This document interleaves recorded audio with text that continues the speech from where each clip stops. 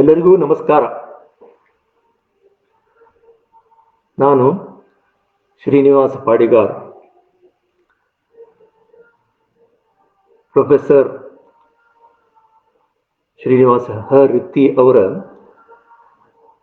ವಿದ್ಯಾರ್ಥಿಯಾಗಿದ್ದೆ. ಅಲ್ಲದೆ ಅವರ ಸಹೋದ್ಯೋಗಿಯಾಗಿ ಕೂಡ ಕಾರ್ಯ ನಿರ್ವಹಿಸಿದ್ದೆ.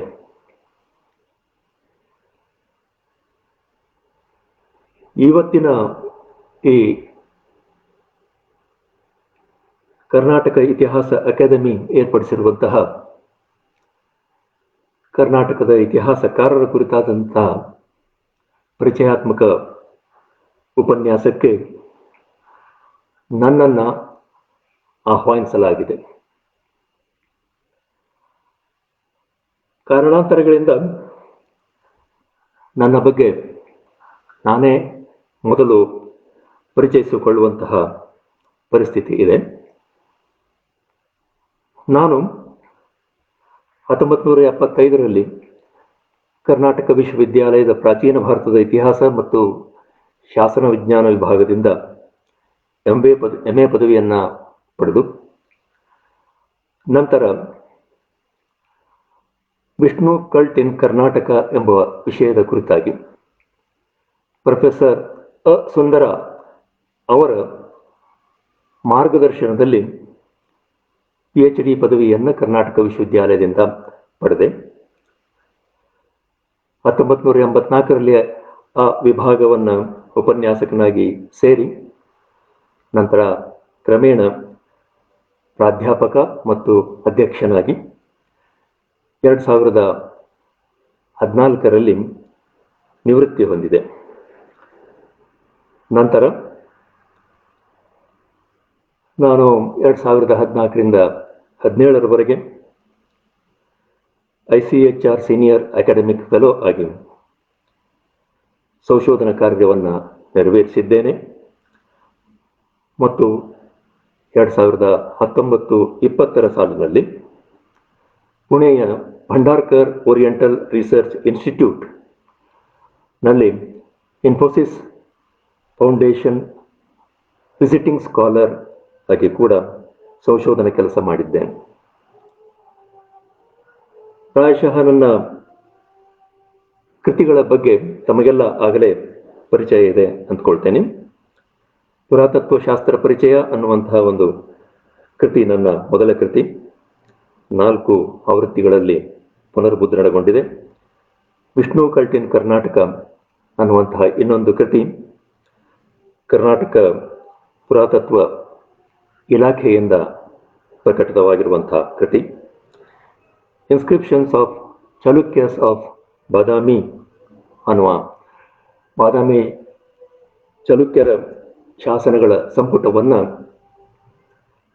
ಬೆಂಗಳೂರಿನ Indian council of historical research ಅವರು ಪ್ರಕಟಿಸಿದ್ದಾರೆ. ಇದಲ್ಲದೆ ಇನ್ನು ಕೆಲವು ಸಣ್ಣ ಪುಸ್ತಿಕೆಗಳನ್ನು ಕೂಡ ಬರೆದಿದ್ದೇನೆ. ನನ್ನ ಸಂಶೋಧನಾ ಕಾರ್ಯ ಇನ್ನೂ ಮುಂದುವರೆದಿದೆ. ಇವತ್ತು ಪ್ರೊಫೆಸರ್ ರಿತ್ತಿಯವರ ಬಗ್ಗೆ ಮಾತನಾಡುವ ಮೊದಲು ಪ್ರಾಯಶಃ ನಾನು ಅವರ ಬಗ್ಗೆ ಮಾತನಾಡಲು ನನಗೆ ಯಾವ ಹಕ್ಕು ಇದೆ ಅಂತ ಅನ್ನೋದರ ಬಗ್ಗೆ ಒಂದೆರಡು ಮಾತು ಹೇಳಬೇಕು. ನಾನು ಪ್ರೊಫೆಸರ್ ರಿತ್ತಿಯವರ ನೇರ ವಿದ್ಯಾರ್ಥಿ ಅಷ್ಟೇ ಅಲ್ಲ, ಸಾಕಷ್ಟು ಕಾಲದವರೆಗೆ ಅವರ ಸಹೋದ್ಯೋಗಿಯಾಗಿ ಕೂಡ ಕೆಲಸ ಮಾಡಿದ್ದೇನೆ. ಅದಲ್ಲದೆ ಅವರು ನಿವೃತ್ತರಾದ ಮೇಲೂ ಕೂಡ ಅವರೊಟ್ಟಿಗೆ ನಾನು ಒಡನಾಟ ಇಟ್ಟುಕೊಂಡು ಹೆಚ್ಚು ಕಡಿಮೆ ಪ್ರತಿದಿನ ಎಂಬಂತೆ ಅವರನ್ನು ಕಂಡು ಬರುವಂತಹ ಒಂದು ಪರಂಪರೆಯನ್ನು ಇಟ್ಟುಕೊಂಡಿದ್ದೆ. ಹೀಗಾಗಿ ಅವರನ್ನು ಸಮೀಪದಿಂದ ದೀರ್ಘಕಾಲದವರೆಗೆ ನೋಡುವಂತಹ ಒಂದು ಅವಕಾಶ ನನಗೆ ಇತ್ತು.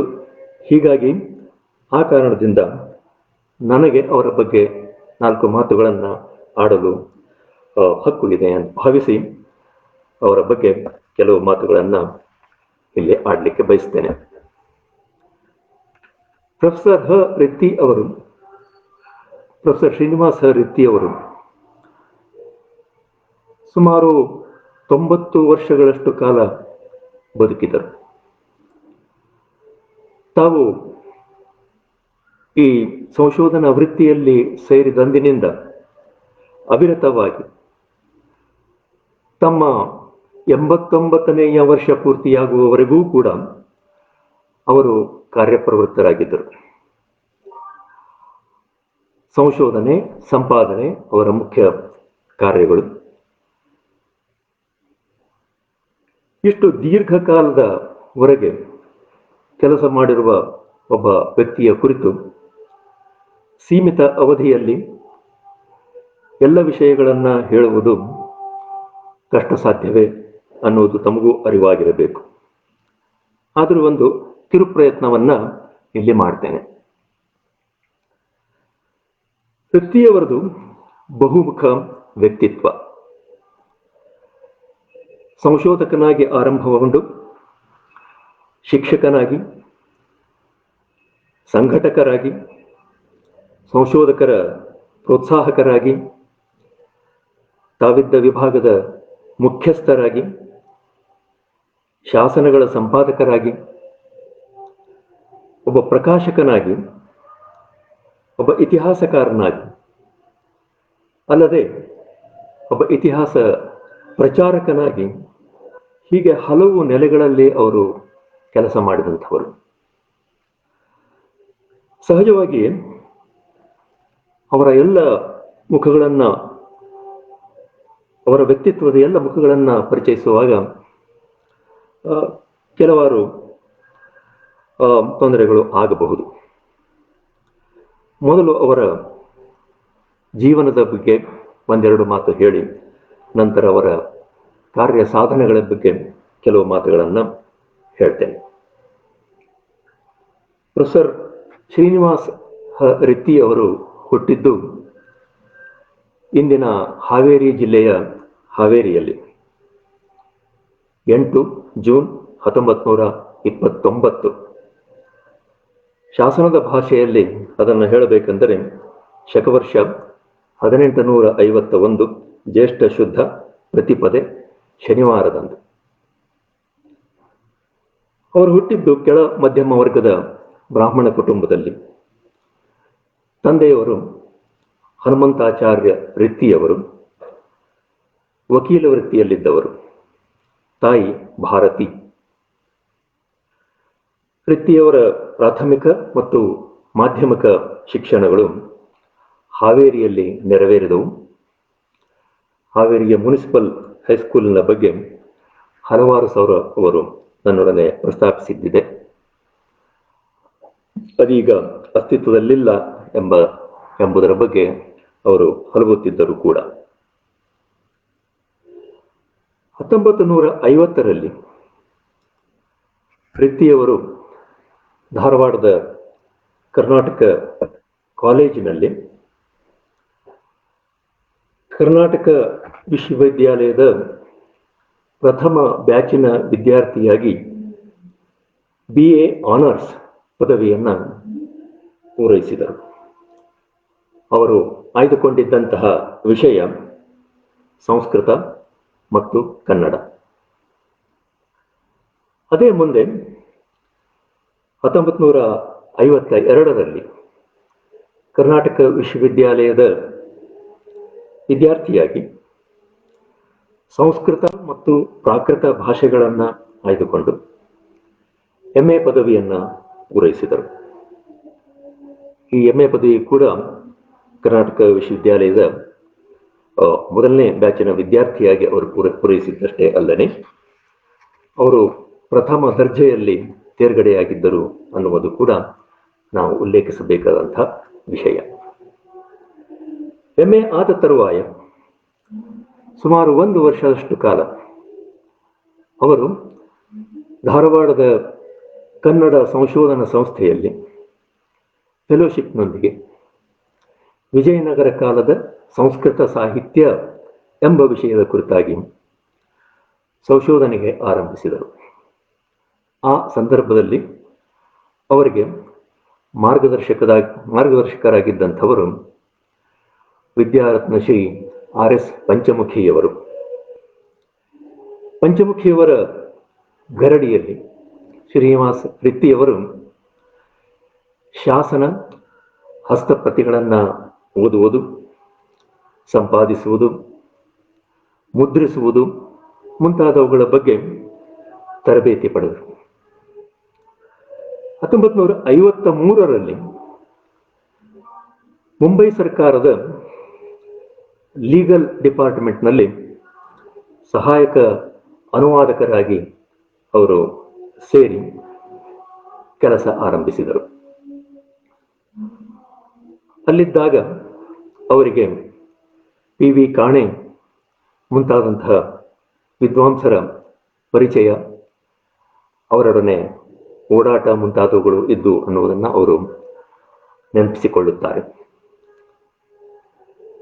1955ರಲ್ಲಿ ಅವರು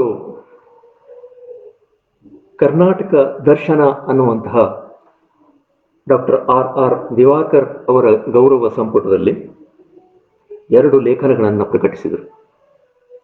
ಒಂದು ಲೇಖನ ವಿಜಯನಗರ ಕಾಲದ ಸಾಹಿತ್ಯದ ಕುರಿತಾಗಿತ್ತು, ಇನ್ನೊಂದು ಕರ್ನಾಟಕದ ಕೆಲವು ಐತಿಹಾಸಿಕ ಸ್ಥಳಗಳ ಕುರಿತಾಗಿ ಇತ್ತು.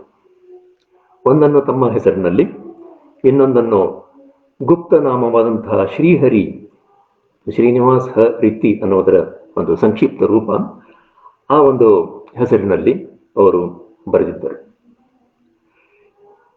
ಇದರಿಂದ ಉಂಟಾದಂತಹ ಒಂದು ಪರಿಣಾಮ ಏನಿದೆ, ಅದು ಅವರ ಒಂದು ಜೀವನದ ದಿಶೆಯನ್ನು ಬದಲಿಸಿತು ಅಂದರೆ ಅತಿಶಯೋಕ್ತಿಯಾಗುವುದಿಲ್ಲ. ಆಗ ಖ್ಯಾತ ಶಾಸನ ತಜ್ಞರಾಗಿದ್ದಂತಹ ಡಾಕ್ಟರ್ PB ದೇಸಾಯಿಯವರು ಉದಕಮಂಡಲದಲ್ಲಿದ್ದಂತಹ ಭಾರತೀಯ ಸರ್ಕಾರದ ಶಾಸನಶಾಸ್ತ್ರ ವಿಭಾಗದಲ್ಲಿ ಕೆಲಸ ಮಾಡ್ತಾ ಇದ್ದರು.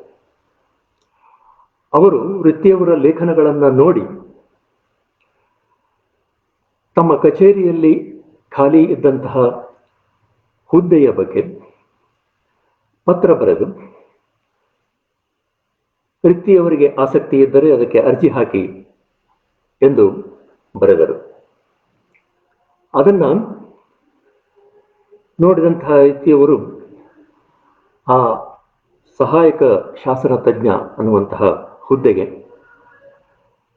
ಅರ್ಜಿ ಹಾಕಿ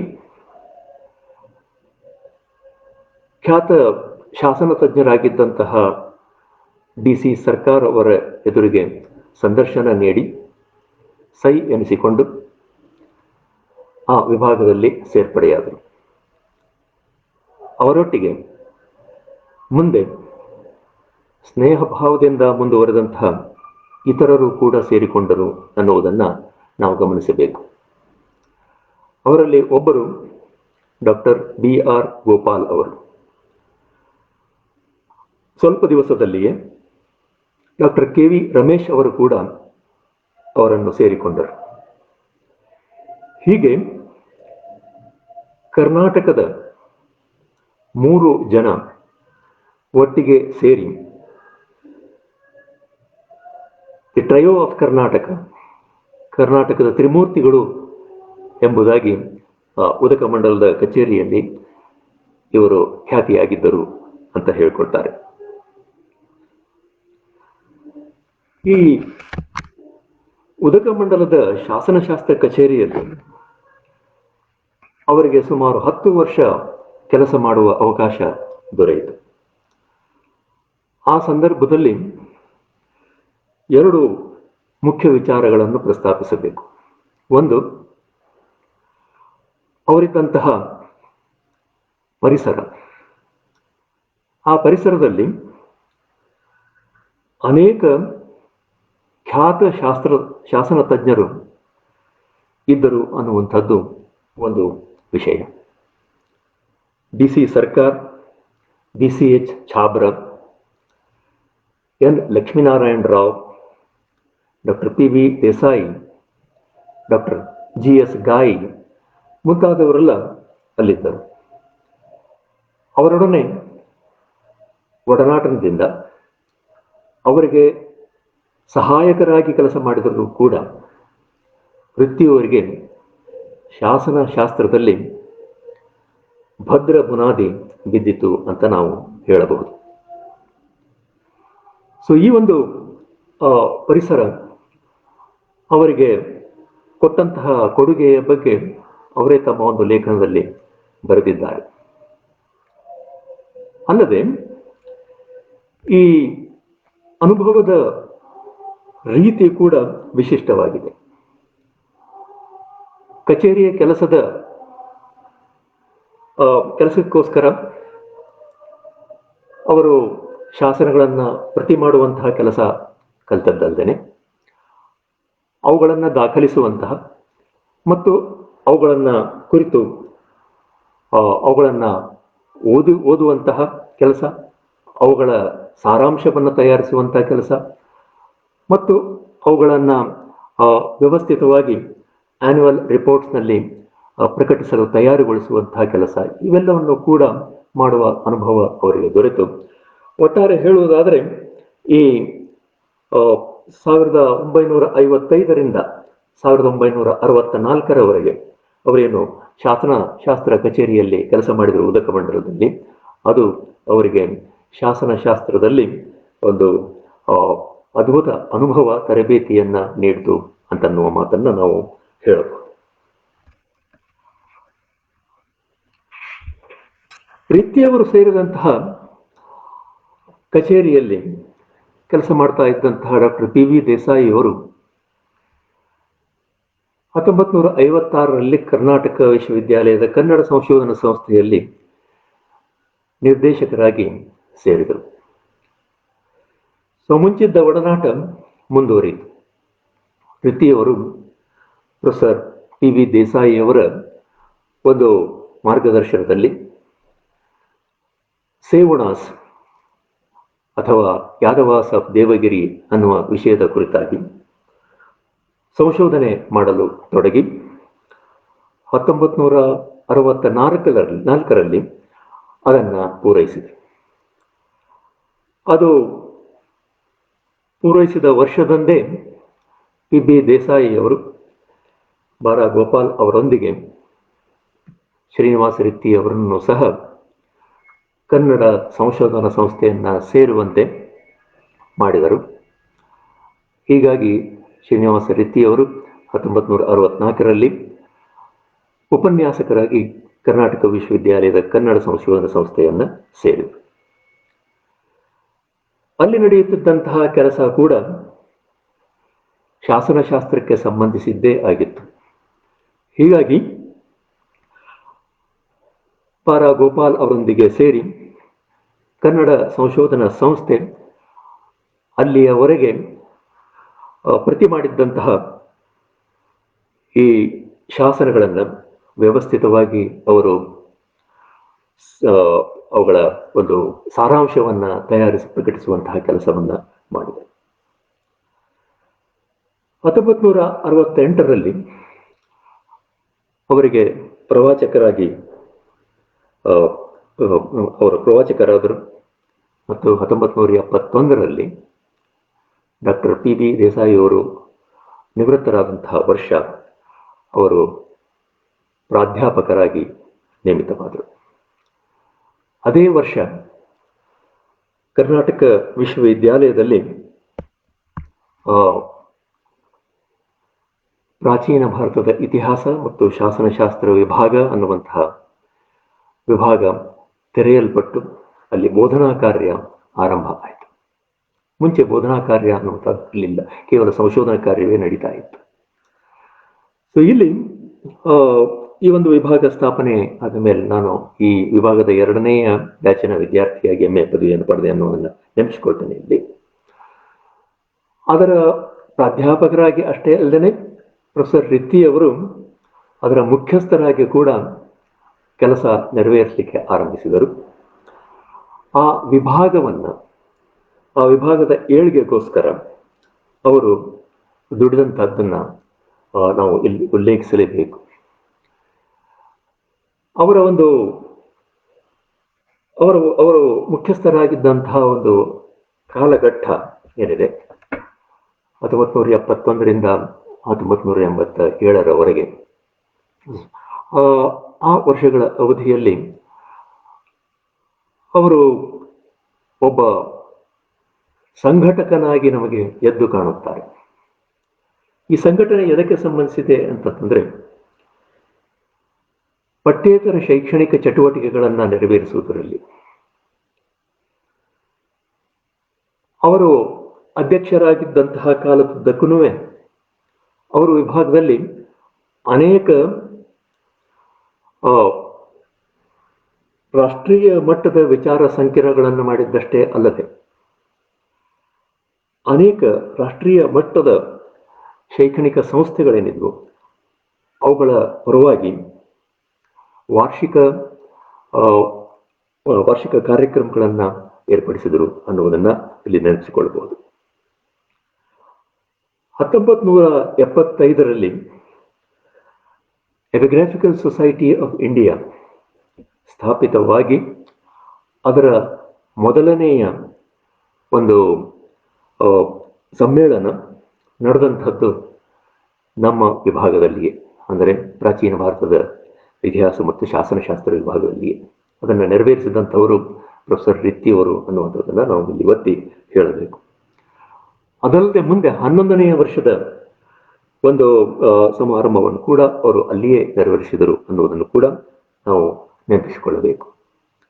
ಇದಲ್ಲದೆ Indian archaeological society, Indian society for prehistoric and quaternary studies, numismatic society of India ಮುಂತಾದ ಸಂಘಟನೆಗಳ ವಾರ್ಷಿಕ ಸಮ್ಮೇಳನಗಳನ್ನು ಅವರು ವಿಭಾಗದಲ್ಲಿ ಏರ್ಪಡಿಸಿದರು. ಅಲ್ಲದೆ ಜಾನ್ ಫೇತ್ಫುಲ್ ಫ್ಲೀಟ್ ಅವರ ಕುರಿತಾಗಿ ಒಂದು ರಾಷ್ಟ್ರೀಯ ಮಟ್ಟದ ವಿಚಾರ ಸಂಕಿರಣವನ್ನು, ಅದೇ ರೀತಿ regional history problems and prospects ಅನ್ನುವ ಕುರಿತಾಗಿ ಮತ್ತೊಂದು ರಾಷ್ಟ್ರೀಯ ಮಟ್ಟದ ವಿಚಾರ ಸಂಕಿರಣ, ಹಾಗೆಯೇ dimensions of epigraphy problems and prospects ಇತ್ಯಾದಿಗಳ ಕುರಿತಾಗಿ ಕೂಡ ಈ ರಾಷ್ಟ್ರೀಯ ವಿಚಾರ ಸಂಕಿರಣಗಳನ್ನು ಅವರು ಏರ್ಪಡಿಸಿದಂಥದ್ದು ಕಾಣ್ತದೆ. ಸೊ ಇದು ಒಬ್ಬ ಸಂಘಟಕರಾಗಿ ಅವರ ಒಂದು ಸಾಮರ್ಥ್ಯ ಏನು ಅನ್ನುವಂಥದ್ದನ್ನು ಎಲ್ಲರಿಗೂ ಪರಿಚಯಿಸುತ್ತದೆ. ಒಬ್ಬ ಶಿಕ್ಷಕರಾಗಿ ಅವರು ವಿದ್ಯಾರ್ಥಿಗಳ ಮೆಚ್ಚುಗೆಯನ್ನು ಬಹಳಷ್ಟು ಗಳಿಸಿದ್ದರು ಅನ್ನುವಂಥದ್ದನ್ನು ಕೂಡ ಉಲ್ಲೇಖಿಸಬೇಕು. ನಾನೇ ಅವರ ವಿದ್ಯಾರ್ಥಿಯಾಗಿದ್ದರಿಂದ ಅದರ ಬಗ್ಗೆ ಖಂಡಿತವಾಗಿ ನಾನು ಮಾತನಾಡಬಲ್ಲೆ. ಅವರು ಪಾಠ ಮಾಡುವಂತಹ ರೀತಿಯೇ ಒಂದು ವಿಶಿಷ್ಟವಾದಂಥದ್ದು. ಸಾಮಾನ್ಯವಾಗಿ ನಾವು ಇತಿಹಾಸವನ್ನು ಕಲಿಯುವಾಗ ರಾಜಕೀಯ ವ್ಯಕ್ತಿಗಳ ಕಾಲಕ್ರಮ, ರಾಜಕೀಯ ವಂಶಗಳ ಕಾಲಾನುಕ್ರಮ, ರಾಜರು ಆಳಿದಂತಹ ಕಾಲಾನುಕ್ರಮ, ಯುದ್ಧವಾದಂತಹ ವರ್ಷದ ಕಾಲ ಇತ್ಯಾದಿಗಳ ಬಗ್ಗೆ ಹೆಚ್ಚು ತಲೆ ಕೆಡಿಸಿಕೊಳ್ಳುವಂಥದ್ದು ಸಾಮಾನ್ಯ. ನಾನು ಅಧ್ಯಯನ ಮಾಡ್ತಾ ಇದ್ದಾಗಂತೂ ಇದು ಬಹಳ ಮಹತ್ವದ ವಿಷಯಗಳಾಗಿದ್ದು ಆ ಕಾಲಘಟ್ಟದಲ್ಲಿ. ಆದರೆ ರಿತ್ತಿಯವರು ವಿಷಯವನ್ನು ಪ್ರಸ್ತಾಪಿಸಿದಂಥ ರೀತಿಯೇ ಬೇರೆ. ಅವರು ಆಯಾ ಇತಿಹಾಸದ ಆಯಾ ಕಾಲಘಟ್ಟದಲ್ಲಿ ಯಾವ ರೀತಿಯಾಗಿ ಘಟನೆಗಳು ನಡೆದವು, ಅದರ ಪರಿಸ್ಥಿತಿ ಹೇಗಿತ್ತು, ಅದರಿಂದ ಯಾವ ರೀತಿಯ ಪರಿಣಾಮವಾಯಿತು ಇತ್ಯಾದಿಗಳ ಬಗ್ಗೆ ಬಹಳ ಮಾರ್ಮಿಕವಾಗಿ ಚರ್ಚೆ ಮಾಡ್ತಾ ಇದ್ದಾರೆ. ಹೀಗಾಗಿ ಬಹಳ ಪ್ರಭಾವಿ ಶಿಕ್ಷಕರಾಗಿ ಅವರು ಕೆಲಸ ಮಾಡಿರುವಂಥದ್ದು ನನ್ನ ಗಮನಕ್ಕೆ ಬಂದಿದೆ. ಅದಲ್ಲದೆ ತರುಣ ಸಂಶೋಧಕರನ್ನ ಪ್ರೋತ್ಸಾಹಿಸುವ ದಿಶೆಯಲ್ಲಿ ಕೂಡ ಅವರು ಸಾಕಷ್ಟು ಕೆಲಸ ಮಾಡಿದರು. ಅವರ ಕೈಯಡಿಯಲ್ಲಿ ತಯಾರಾದಂತಹ ಮಾರ್ಗದರ್ಶನದಲ್ಲಿ ತಯಾರಾದಂತಹ ಸುಮಾರು 19 PhD ಪ್ರಬಂಧಗಳು ವಿದೇಶಿ ವಿದ್ಯಾರ್ಥಿಗಳನ್ನೂ ಸೇರಿದಂತೆ ಭಾರತದ ವಿವಿಧ ಭಾಗಗಳಿಂದ ಬಂದಂತಹ ವಿದ್ಯಾರ್ಥಿಗಳಿಂದ ಪೂರೈಸಲ್ಪಟ್ಟಂತ, ಅವರಿಂದ ಕೆಲಸ ಮಾಡಿಸಿ ಅವರಿಗೆ ವಿಷಯದಲ್ಲಿ ಆಸಕ್ತಿಯನ್ನು ಮೂಡಿಸಿ ಮುಂದೆ ಕೂಡ ಕೆಲಸ ಮಾಡುವಂತಹ ಪ್ರವೃತ್ತಿಯನ್ನ ಬೆಳೆಸುವ ಕಾರ್ಯವನ್ನ ಅವರು ಮಾಡಿದರು ಅಂತನ್ನುವಂಥದ್ದನ್ನ ಹೇಳಬೇಕಾಗುತ್ತೆ. 1987ರಲ್ಲಿ ಪ್ರೊಫೆಸರ್ ರಿತ್ತಿ ಅವರು ನಿವೃತ್ತರಾದರು. ಆ ನಿವೃತ್ತರಾದ ಮೇಲೆ ಅವರು ಮಾಡಿದಂತಹ ಕೆಲಸ ಇದೆ ಇನ್ನೂ ದೊಡ್ಡ ಪ್ರಮಾಣದಲ್ಲಿ ಆದಂಥದ್ದು. ನಿಜವಾಗಿ ಹೇಳಬೇಕಂದ್ರೆ ಅವರು 1971ರಲ್ಲಿ ವಿಭಾಗದ ಪ್ರಾಧ್ಯಾಪಕರಾಗುವುದಕ್ಕಿಂತ ಮುಂಚೆ ಮತ್ತು 1987ರ ನಂತರ ನಿವೃತ್ತರಾದ ತರುವಾಯ ಮಾಡಿದ ಕೆಲಸವೇ ಜಾಸ್ತಿ ಅನ್ನುವಂಥದ್ದನ್ನ ನೀವು ಅವರ ಪ್ರಕಟಣೆಯಾದಂತಹ ಅವರ ಪುಸ್ತಕಗಳ ಕಾಲಘಟ್ಟವನ್ನು ಪರಿಶೀಲಿಸಿದರೆ ಗೊತ್ತಾಗುತ್ತದೆ. ಇನ್ನು ರಿತ್ತಿಯವರು ಸಂಶೋಧನಾ ಕ್ಷೇತ್ರದಲ್ಲಿ ಮಾಡಿದಂತಹ ಕೆಲಸದ ಬಗ್ಗೆ ಒಂದು 4 ಮಾತುಗಳು. ಮುಖ್ಯವಾಗಿ ರಿತ್ತಿಯವರು ಕೆಲಸ ಮಾಡಿರುವಂಥದ್ದು ಶಾಸನ ಕ್ಷೇತ್ರದಲ್ಲಿ. ತಮಗೆಲ್ಲ ಗೊತ್ತಿರುವ ಹಾಗೆ ಕರ್ನಾಟಕ ಒಂದು ಕಾಲದಲ್ಲಿ ನೃಪತುಂಗ ಅಥವಾ ಅಮೋಘ ವರ್ಷ ಹೇಳುವ ಹಾಗೆ ಕಾವೇರಿಯಿಂದ ಗೋದಾವರಿಯವರೆಗೆ ನಾಡದ ಕನ್ನಡದೋಳು ಅನ್ನುವಂಥ ಮಾತನ್ನು ನೆನಪಿಸಿಕೊಂಡ್ರೆ, ಉತ್ತರದಲ್ಲಿ ಕಾವೇರಿ, ದಕ್ಷಿಣದಲ್ಲಿ ಕಾವೇರಿಯಿಂದ ಹಿಡಿದು ಉತ್ತರದಲ್ಲಿದ್ದಂಥ ಗೋದಾವರಿಯವರೆಗೂ ಕನ್ನಡ ನಾಡು ನುಡಿ ಹಬ್ಬಿತ್ತು ಅನ್ನುವ ವಿಷಯ ನಮಗೆ ಗೊತ್ತಾಗತ್ತೆ. ಪರಿಸ್ಥಿತಿ ಈ ರೀತಿ ಪ್ರಾಚೀನ ಕಾಲದಲ್ಲಿ ಇತ್ತು ಅಂತಂತಂದ್ರೆ ಸಹಜವಾಗಿ ಆ ಪ್ರದೇಶದಲ್ಲೆಲ್ಲ ಕನ್ನಡ ಭಾಷೆ ಪ್ರಚಲಿತದಲ್ಲಿತ್ತು. ಶಾಸನಗಳು ಕೂಡ ಕನ್ನಡದಲ್ಲಿ ಸಾಕಷ್ಟು ಇರಬೇಕು ಅನ್ನುವಂಥದ್ದು ಸಹಜವಾಗಿಯೇ ಮನದಟ್ಟಾಗ್ತದೆ. ಮುಖ್ಯವಾಗಿ ಕರ್ನಾಟಕದ ಪೂರ್ವಕ್ಕಿರುವಂತಹ ಆಂಧ್ರ ಪ್ರದೇಶ, ಕರ್ನಾಟಕದ ಉತ್ತರಕ್ಕಿರುವಂತಹ ಮಹಾರಾಷ್ಟ್ರ, ಇಲ್ಲಿ ಈ ಶಾಸನಗಳ ಪ್ರಮಾಣ ಮುಖ್ಯವಾಗಿ ಕರ್ನಾಟಕದ ಇತಿಹಾಸದ ಮತ್ತು ಸಂಸ್ಕೃತಿಯ ಮೇಲೆ ಬೆಳಕು ಚೆಲ್ಲಬಲ್ಲಂತಹ ಶಾಸನಗಳ ಪ್ರಮಾಣ ಸಾಕಷ್ಟು ಇತ್ತು ಅಂತನ್ನುವಂಥನ್ನ ನಾವು ಗಮನಿಸಬಹುದು. ಆದರೆ ಕೆಲವು ಪ್ರಮಾಣದಲ್ಲಿ ಮಾತ್ರ ಈ ಶಾಸನಗಳ ಅಧ್ಯಯನ ನಡೆದಿತ್ತು. ಇವತ್ತು ಕನ್ನಡ ನಾಡಿಗೆ ಇವೆಲ್ಲ ಹೊರನಾಡುಗಳು. ಅಂದು ಅವು ಕನ್ನಡ ನಾಡಿನ ಭಾಗವೇ ಆಗಿದ್ದರೂ ಕೂಡ ಇವತ್ತು ಅವು ಹೊರನಾಡುಗಳು ಆಗಿದ್ದಾವೆ. ಸೊ ಈ ಹೊರನಾಡಿನ ಶಾಸನಗಳ ಕುರಿತಾಗಿ ಡಾಕ್ಟರ್ ಪಿ ಬಿ ದೇಸಾಯಿಯವರು ಮುಖ್ಯವಾಗಿ ಆಂಧ್ರ ಪ್ರದೇಶದಲ್ಲಿದ್ದಂತಹ ಶಾಸನಗಳನ್ನು ಸಂಪಾದಿಸಿ ಹೈದರಾಬಾದ್ ಆರ್ಕಿಯಾಲಜಿಕಲ್ ಸೀರೀಸ್ನಲ್ಲಿ ಪ್ರಕಟಿಸಿರುವಂತಹ ತಮಗೆ ತಿಳಿದಂತಹ ವಿಷಯ. ಅದೇ ರೀತಿ ಪ್ರೊಫೆಸರ್ ರಿತ್ತಿಯವರು ಕನ್ನಡ ಸಂಶೋಧನಾ ಸಂಸ್ಥೆಯನ್ನ ಸೇರಿದ ಮೇಲೆ ಕಾರ್ಯೋನ್ಮುಖರಾಗಿದ್ದಾಗ ಮಹಾರಾಷ್ಟ್ರದ ನಾಂದೇಡ ಪ್ರದೇಶದಲ್ಲಿದ್ದಂತಹ ಶಾಸನಗಳನ್ನ ಸಂಪಾದಿಸುವಂತಹ ಒಂದು ಯೋಗ ಅವರಿಗೆ ಒದಗಿ ಬಂತು.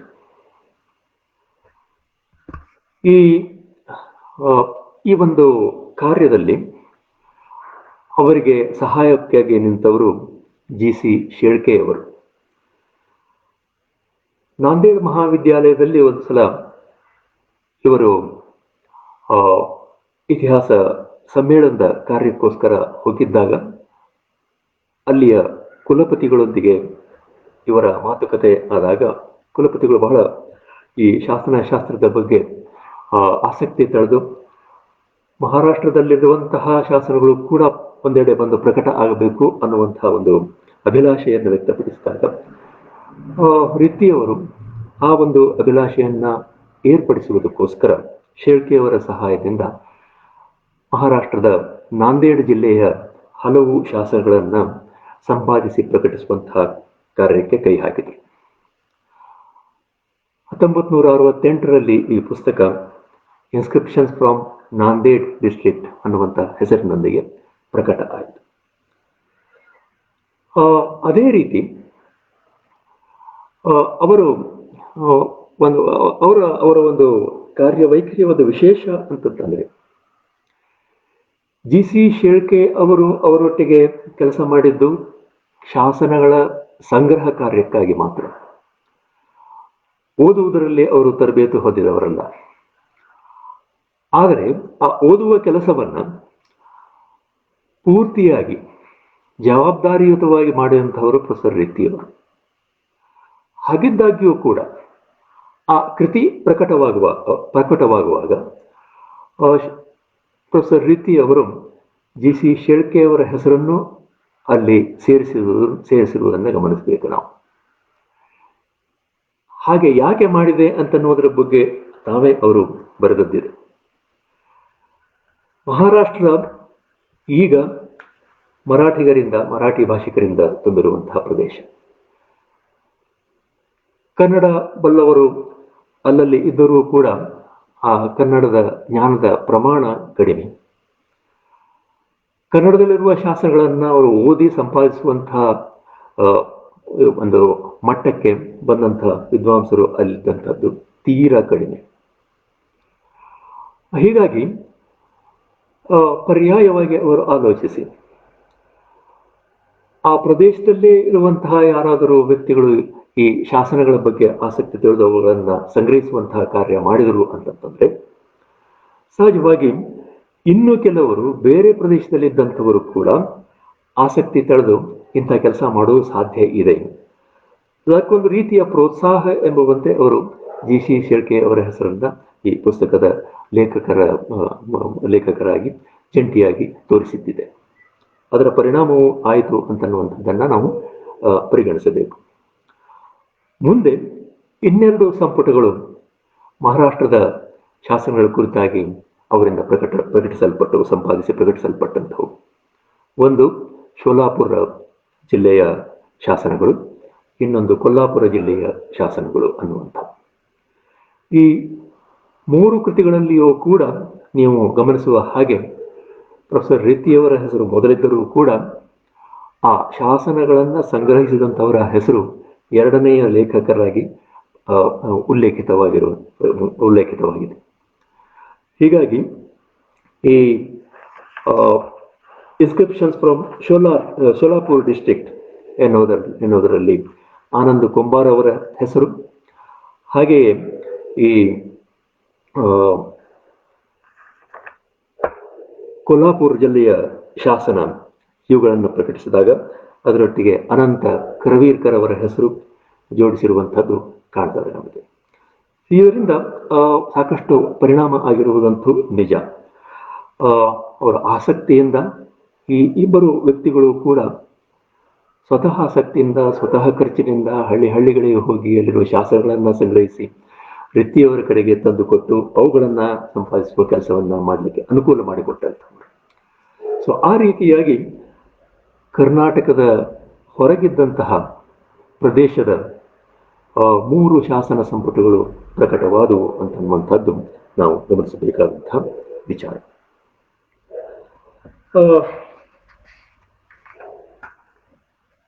ಇನ್ನು ಈ ಶಾಸನ ಸಂಪುಟಗಳನ್ನು ಅವರು ತಯಾರಿಸಿದಾಗ ಅದರಲ್ಲಿ ಅವರು ಅನುಸರಿಸಿದ ವಿಧಾನ ಮತ್ತು ಅವುಗಳಲ್ಲಿ ಪ್ರಸ್ತಾಪಿಸಿರುವಂತಹ ಕೆಲವು ವಿಶಿಷ್ಟ ವಿಚಾರಗಳ ಕುರಿತಾಗಿ ಒಂದೆರಡು ಮಾತು ಹೇಳಬಹುದು. ಮೊದಲನೆಯದಾಗಿ ಈ ನಾಂದೇಡ್ ಜಿಲ್ಲೆಯ ಶಾಸನಗಳು ಏನಿದೆ, ಇನ್ಸ್ಕ್ರಿಪ್ಷನ್ಸ್ ಫ್ರಾಮ್ ನಾಂದೇಡ್ ಡಿಸ್ಟ್ರಿಕ್ಟ್ಸ್, ಇದರಲ್ಲಿ ಅವರು ಅನುಸರಿಸುವಂತಹ ರೀತಿ ಹೇಗಿದೆ ನೋಡಿ. ಇವುಗಳಲ್ಲಿ ಶಾಸನಗಳು ಸಂಪಾದಿಸಲ್ಪಟ್ಟಿರುವಂಥದ್ದು ಕಾಲಾನುಕ್ರಮಕ್ಕೆ ಅನುಗುಣವಾಗಿ ಆಯಾ ರಾಜವಂಶಗಳಿಗೆ ತಕ್ಕಂತೆ ಅನುಕ್ರಮವಾಗಿ ಅವು ವ್ಯವಸ್ಥಿತವಾಗಿ ಜೋಡಿಸಲ್ಪಟ್ಟಿದ್ದಾವೆ. ಎರಡನೆಯದು, ಇವುಗಳಲ್ಲಿ ಕಾಣುವಂತಹ ಒಂದು ಪ್ರಮುಖ ಭಾಗ ಅಂತಂದ್ರೆ ಇಂಟ್ರೊಡಕ್ಷನ್ ಅಥವಾ ಪೀಠಿಕೆ. ಸೊ ಈ ಪೀಠಿಕೆಯಲ್ಲಿ ಆಯಾ ಸಂಪುಟದಲ್ಲಿ ಸಂಪಾದಿತವಾಗಿರುವಂತಹ ಶಾಸನಗಳಲ್ಲಿ ಉಲ್ಲೇಖಿತವಾಗಿರುವಂತಹ ಐತಿಹಾಸಿಕ ಮತ್ತು ಸಾಂಸ್ಕೃತಿಕ ವಿಚಾರಗಳ ಒಂದು ವಿಮರ್ಶೆ ಮಾಡಿ ಅವುಗಳಲ್ಲಿರುವಂತಹ ಮಹತ್ವದ ವಿಚಾರಗಳನ್ನು ಎತ್ತಿ ತೋರಿಸುವಂತಹದ್ದು ಅದರ ಉದ್ದೇಶ. ಇದು ನಿಮಗೆ ಉಳಿದ ಸಂಪುಟಗಳಲ್ಲಿಯೂ ಕೂಡ ಕಾಣುವಂತಹ ಒಂದು ವಿಚಾರ.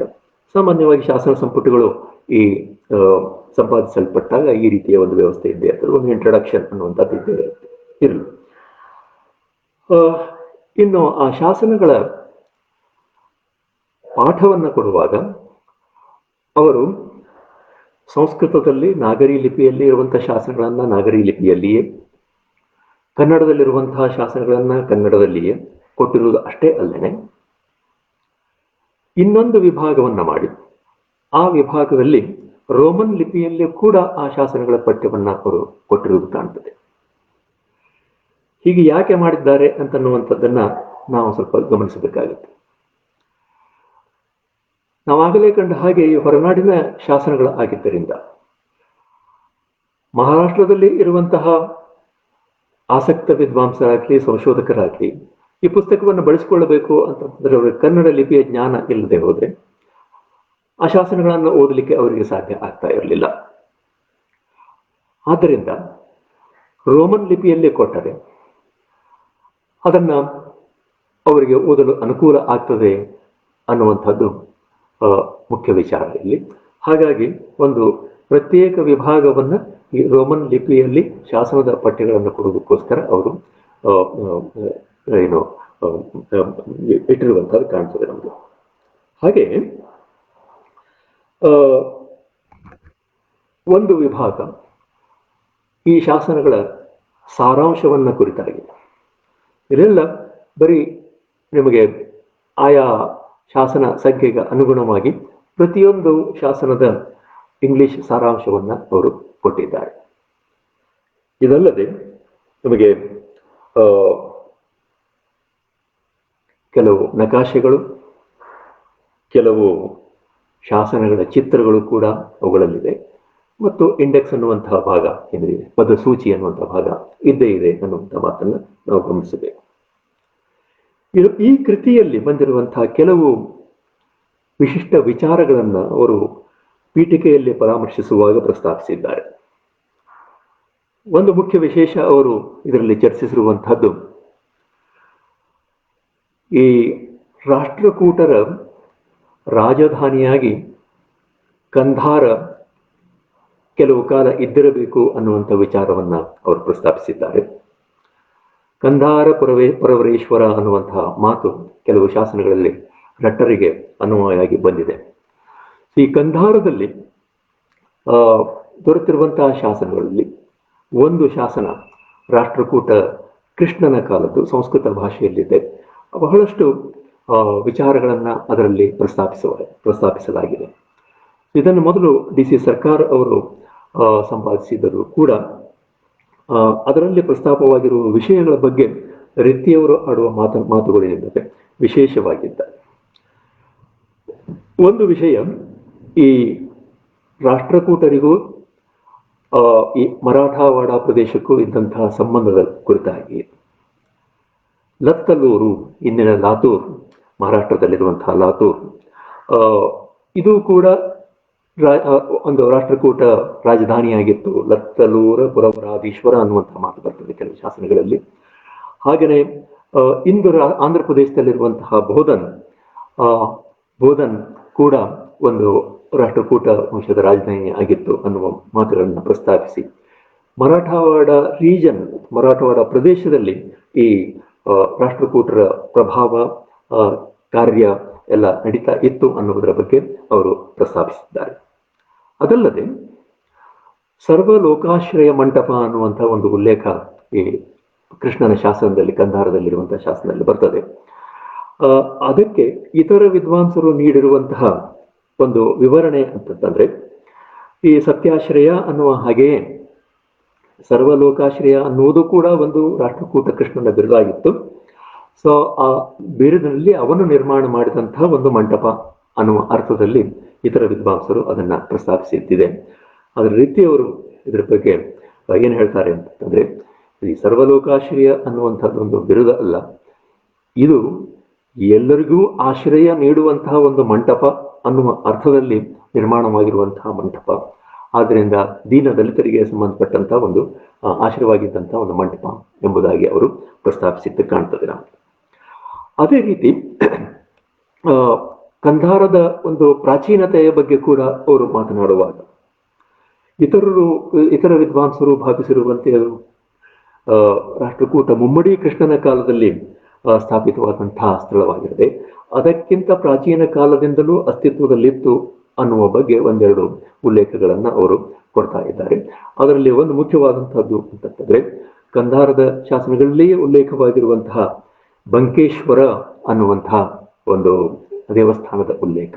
ವ್ಯಕ್ತಿಯವರ ಪ್ರಕಾರ ಈ ಬಂಕೇಶ್ವರ ಅನ್ನುವಂಥದ್ದು ರಾಷ್ಟ್ರಕೂಟ ಅಮೋಘ ವರ್ಷನ ದಂಡನಾಯಕನಾಗಿದ್ದಂತಹ ಬಂಕೆಯ ನಿರ್ಮಾಣ ಮಾಡಿದಂತಹ ದೇವಾಲಯ ಆಗಿರಬೇಕು. ಆದ್ದರಿಂದ ಕಂಧಾರದ ಪ್ರಾಚೀನತೆಯನ್ನ ಅಮೋಘ ವರ್ಷದ ಕಾಲದವರೆಗೂ ತಳ್ಳಲಿಕ್ಕೆ ಸಾಧ್ಯ ಇದೆ ಅನ್ನುವ ಮಾತನ್ನ ಅವರು ಆಡ್ತಾ ಇದ್ದಾರೆ.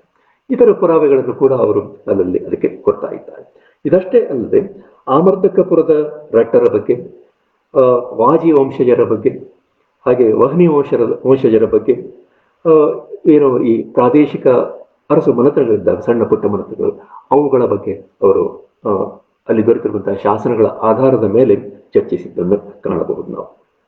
ಅದೇ ರೀತಿ ಈ ನಾಂದೇಡ ಪ್ರದೇಶದಲ್ಲಿದ್ದಂತಹ ಅನೇಕ ಪ್ರಾಚೀನ ಆಡಳಿತ ವಿಭಾಗಗಳ ಕುರಿತಾಗಿಯೂ ಕೂಡ ಅವರು ಪ್ರಸ್ತಾಪ ಮಾಡಿದ್ದಾರೆ.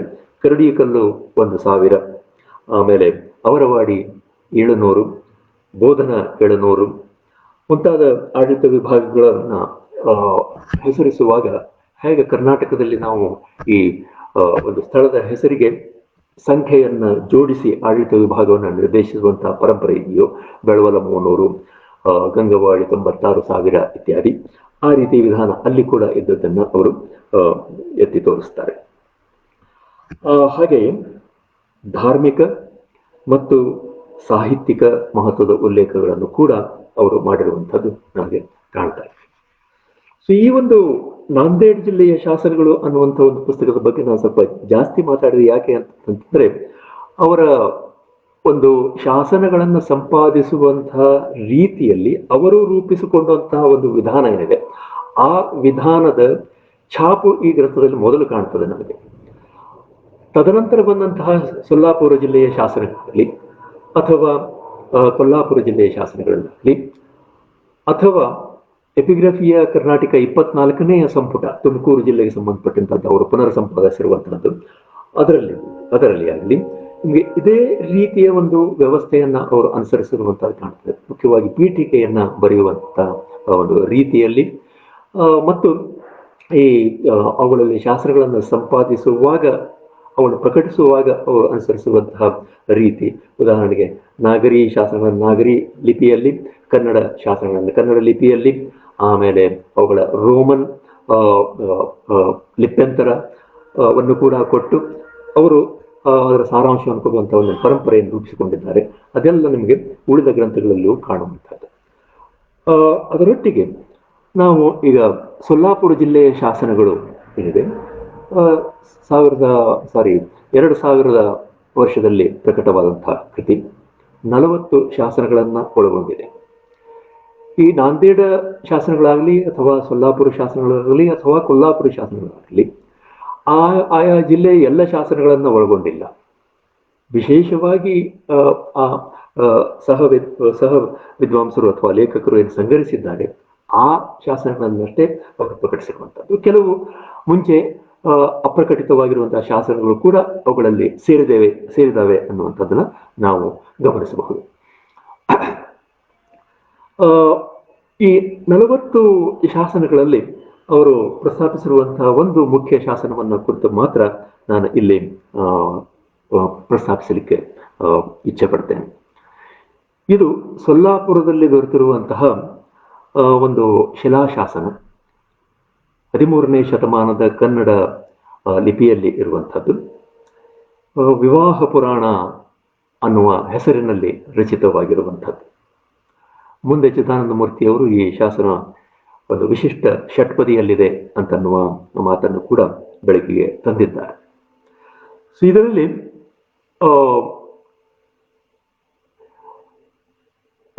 ಶಿವನ ಒಂದು ಮದುವೆಯ ಸಂದರ್ಭವನ್ನ ಕಾವ್ಯಮಯವಾಗಿ ವರ್ಣಿಸಿರುವಂಥದ್ದು ನಮಗೆ ಕಾಣ್ತದೆ. ಅದರೊಟ್ಟಿಗೆ ಈ ಸಮುದ್ರ ಮಂಥನದ ಒಂದು ಪ್ರಸಂಗವನ್ನು ಕೂಡ ಅಲ್ಲಿ ಕಾವ್ಯಮಯವಾಗಿ ವಿವರಿಸಿದ್ದಾರೆ. ಆದರೆ ಈ ಒಂದು ವಿಶಿಷ್ಟ ಶಾಸನ ರಿತ್ತಿಯವರಿಗೆ ಒಂದು ಕಲ್ಲಿನ ಮೇಲಿನ ಕಾವ್ಯ ಅನ್ನುವ ಅರ್ಥದಲ್ಲಿ ಮಹತ್ವದ್ದಾಗಿ ಕಾಣ್ತದೆ. ನಾನು ಮುಂದೆ ಪ್ರಸ್ತಾಪಿಸಿದ ಹಾಗೆ ಈ ಒಂದು ಶಾಸನ ನಿಜವಾಗಿ ಕುಂಬಾರ ಕುಲದ ಹುಟ್ಟಿನ ಕುರಿತಾಗಿ ಇರುವಂತಹದ್ದು.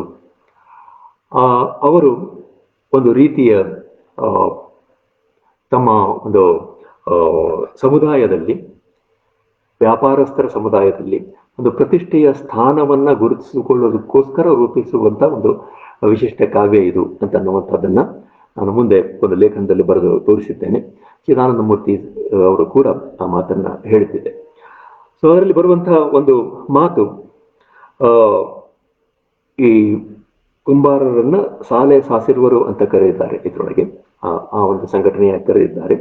ಈ ಕುಂಬಾರ ವೃತ್ತಿ ಅನ್ನುವಂಥದ್ದು ಪರ್ವತ ರಾಜನಿಂದ ಆರಂಭವಾಯಿತು ಮತ್ತು ಅದಕ್ಕೆ ಆ ಒಂದು ವೃತ್ತಿ ಆರಂಭ ಆಗಲಿಕ್ಕೆ ಹುಟ್ಟಿದಂತಹ ಒಂದು ಸಂದರ್ಭ ಏನಿದೆ, ಆ ಸಂದರ್ಭ ಶಿವನ ವಿವಾಹ, ಶಿವ ಮತ್ತು ಗಿರಿಜೆಯ ವಿವಾಹ ಅನ್ನುವಂಥದ್ದೊಂದು ಒಂದು ಥೀಮನ್ನ ಇಟ್ಟುಕೊಂಡು ಬಿಟ್ಟು, ವಸ್ತುವನ್ನು ಇಟ್ಟುಕೊಂಡು ಬಿಟ್ಟು ಅವರು ಆ ಕಾವ್ಯವನ್ನು ರಚಿಸಿರುವಂತಹದ್ದು ಕಾಣ್ತದೆ.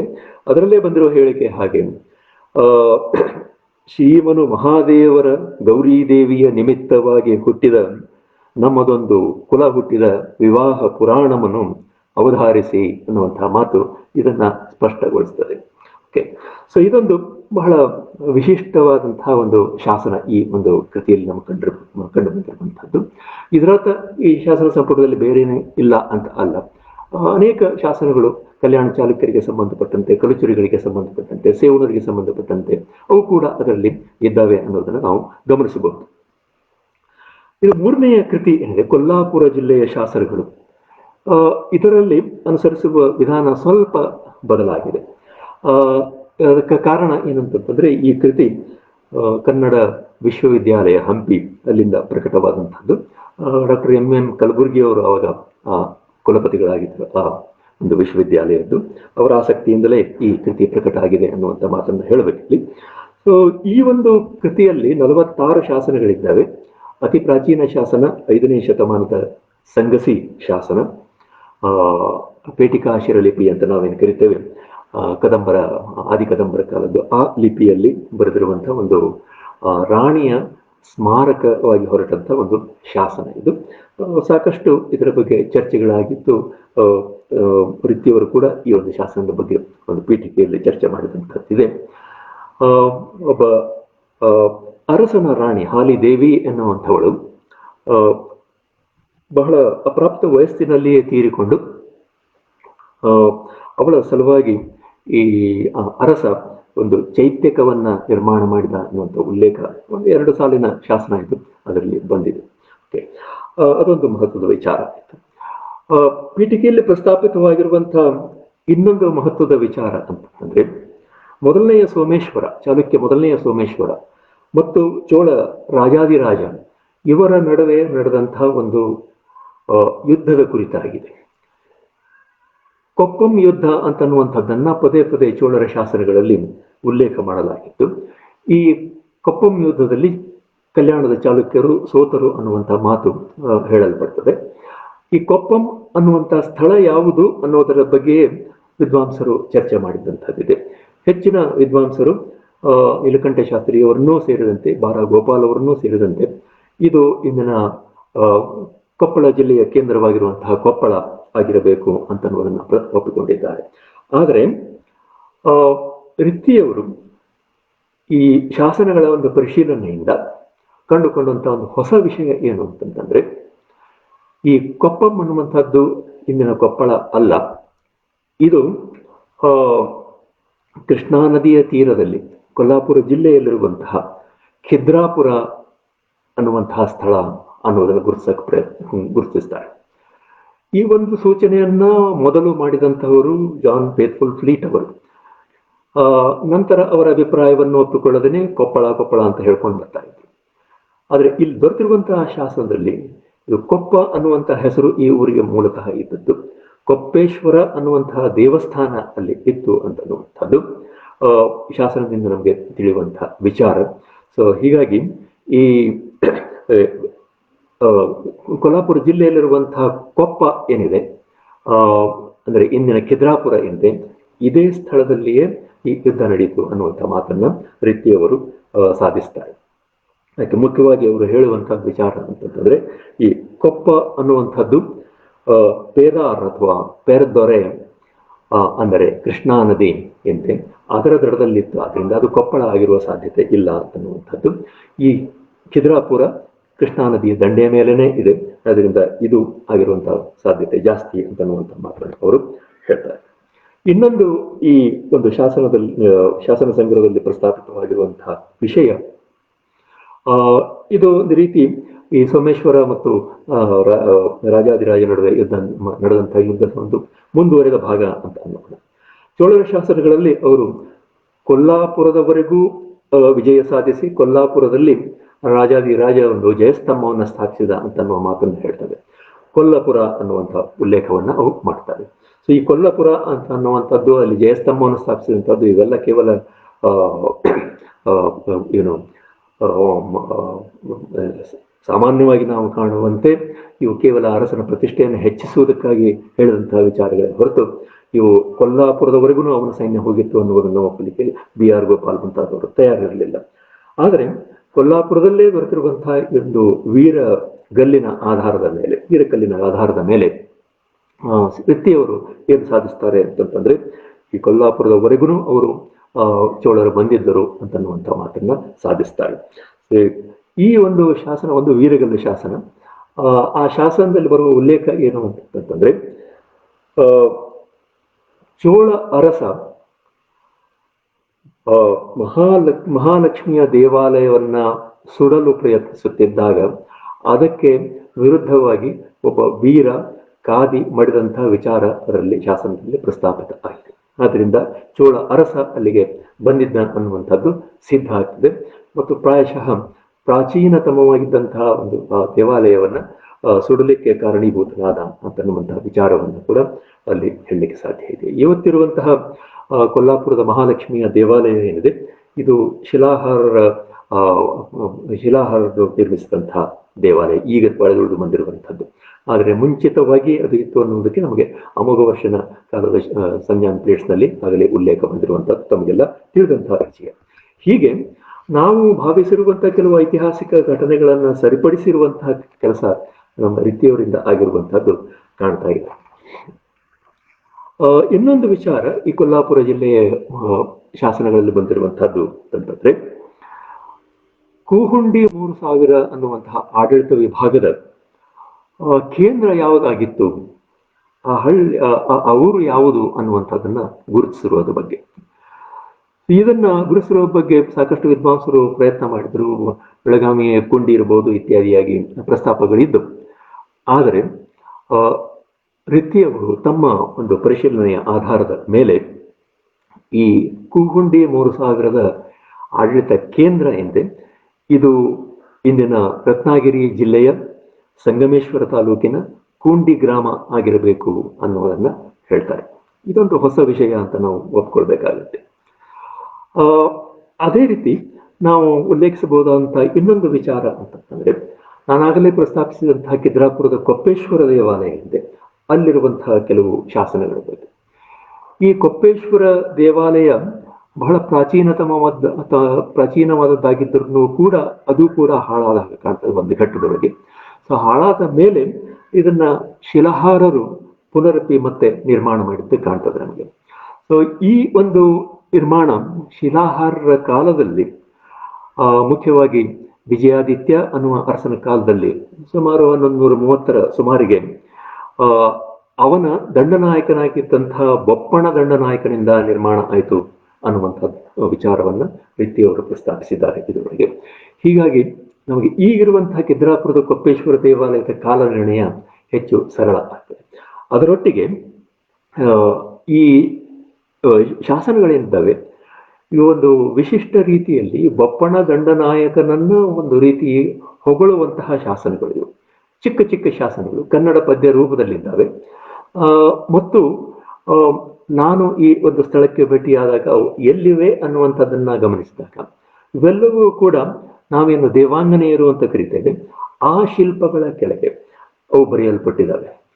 ಹೀಗಾಗಿ ನಾವು ಅದರಿಂದ ಏನ್ ತರ್ಕಿಸ್ಲಿಕ್ಕೆ ಸಾಧ್ಯ ಆಗ್ತದೆ ಅಂತಂತಂದ್ರೆ ಈ ಪದ್ಯಗಳನ್ನ ಹಾಡ್ತಾ ಆ ದೇವಾಂಗನರು ನರ್ತಿಸ್ತಾ ಇದ್ದಾರೆ ಅನ್ನುವ ಭಾವನೆ ಬರುವ ಹಾಗೆ ಈ ಶಿಲ್ಪಗಳನ್ನ ಮತ್ತು ಈ ಶಾಸನಗಳನ್ನು ಬರೆಯಲಾಗಿದೆ ಅಂತನ್ನುವಂಥದ್ದು ಒಂದು ವಿಚಾರ ಬರ್ತದೆ. ಸೊ ಈ ಕರ್ನಾಟಕದ ಒಂದು ಕಲ್ಯಾಣ ಚಾಲುಕ್ಯರ ಕಾಲದ ಇತಿಹಾಸದಲ್ಲಿ ಮುಖ್ಯವಾಗಿ 6ನೇ ವಿಕ್ರಮಾದಿತ್ಯನ ಕಾಲದಿಂದ ನಮಗೆ ತಿಳಿಯುವಂತಹ ಒಂದು ಹೊಸ ಹೊಸ ವಿಚಾರ ಅಂತಂತಂದ್ರೆ ಈ ದೇವಾಲಯದ ಮೇಲಿರುವಂತಹ ದೇವಾಂಗನೆಯರ ಶಿಲ್ಪಗಳ ಕೈಯಲ್ಲಿ ಫಲಕ ಕೊಟ್ಟುಬಿಟ್ಟು ಆ ಫಲಕದ ಮೇಲೆ ಶಾಸನವನ್ನ ಅರಸನನ್ನ ಹೊಗಳುವಂತೆ ಬರೆಸಿರುವಂತಹದ್ದು ನಮಗೆ ಕಾಣ್ತದೆ. ಜಲಸಂಘಿಯ ಒಂದು ದೇವಾಂಗನೆಯ ಶಿಲ್ಪ ಅಂತೂ ಬಹಳ ಪ್ರಸಿದ್ಧವಾಗಿರುವಂತಹದ್ದು 6ನೇ ವಿಕ್ರಮಾದಿತ್ಯನ ಶಾಸನ ಹೊರಗೊಂಡಿರುವಂತಹದ್ದು. ಹಾಗೆಯೇ ಮಹಾರಾಷ್ಟ್ರದ ಧರ್ಮಾಪುರಿಯಲ್ಲಿ ಕೇದಾರೇಶ್ವರ ದೇವಾಲಯ ಅಂತಿದೆ, ಅಲ್ಲಿ ಕೂಡ ವಿಕ್ರಮಾದಿತ್ಯನನ್ನೇ ಹೊಗಳುವಂತಹ ಕನ್ನಡ ಪದ್ಯ ಇರುವಂತಹ ಒಂದು ಈ ಶಾಸನ ಲೇಖಿಕಾ ಅಂತ ಕರೀಬಹುದಂತಹ ದೇವಾಂಗನೆ ಶಿಲ್ಪ ಅಲ್ಲಿ ಕೂಡ ಇದೆ. ಸೊ ಇದೊಂದು ಹೊಸ ಪರಂಪರೆ ಆರಂಭ ಆದಂತದ್ದು ನಮಗೆ ಕಲ್ಯಾಣ ಚಾಲುಕ್ಯರ ಕಾಲದಲ್ಲಿ ನಿಮಗೆ ಕಿದ್ರಾಪುರ ಅಷ್ಟೇ ಅಲ್ಲ ಇತರ ಸ್ಥಳಗಳಲ್ಲಿಯೂ ಕೂಡ ನಮಗೆ ಕಾಣ್ತಾ ಇದೆ. ಮುಖ್ಯವಾಗಿ ನಾನು ಕಂಡ ಹಾಗೆ ಈ ಗುಲ್ಬರ್ಗ ಜಿಲ್ಲೆಯ ಕಾಳಗಿ ಇದೆ, ಕಾಳಗಿಯಲ್ಲಿರುವಂತಹ ಶಂಕರೇಶ್ವರ ದೇವಸ್ಥಾನ ಇದೆ, ಅದರ ಗೋಡೆಯ ಮೇಲೆ ಇರುವಂತಹ ದೇವಾಂಗನೆಯರು ಕನ್ನಡ ಪದ್ಯಗಳನ್ನ ಹಾಡ್ತಾ ಇರುವಂತಹದ್ದು, ಯಾವ ರಾಗದಲ್ಲಿ ಹಾಡ್ತಾ ಇದ್ದಾರೆ ಅಂತನ್ನುವಂಥದ್ದು, ಯಾರ ಕುರಿತಾಗಿ ಹಾಡ್ತಾ ಇದ್ದಾರೆ ಅಂತನ್ನುವಂಥದ್ದನ್ನು ಕೂಡ ಪ್ರಸ್ತಾಪಿಸಿ ರಚಿಸಿರುವಂತಹ ಒಂದು ಏನು ಚಿಕ್ಕ ಚಿಕ್ಕ ಶಾಸನಗಳು ನಮ್ಮ ಗಮನಕ್ಕೆ ಇತ್ತೀಚೆಗೆ ಬಂದಿದ್ದಾವೆ.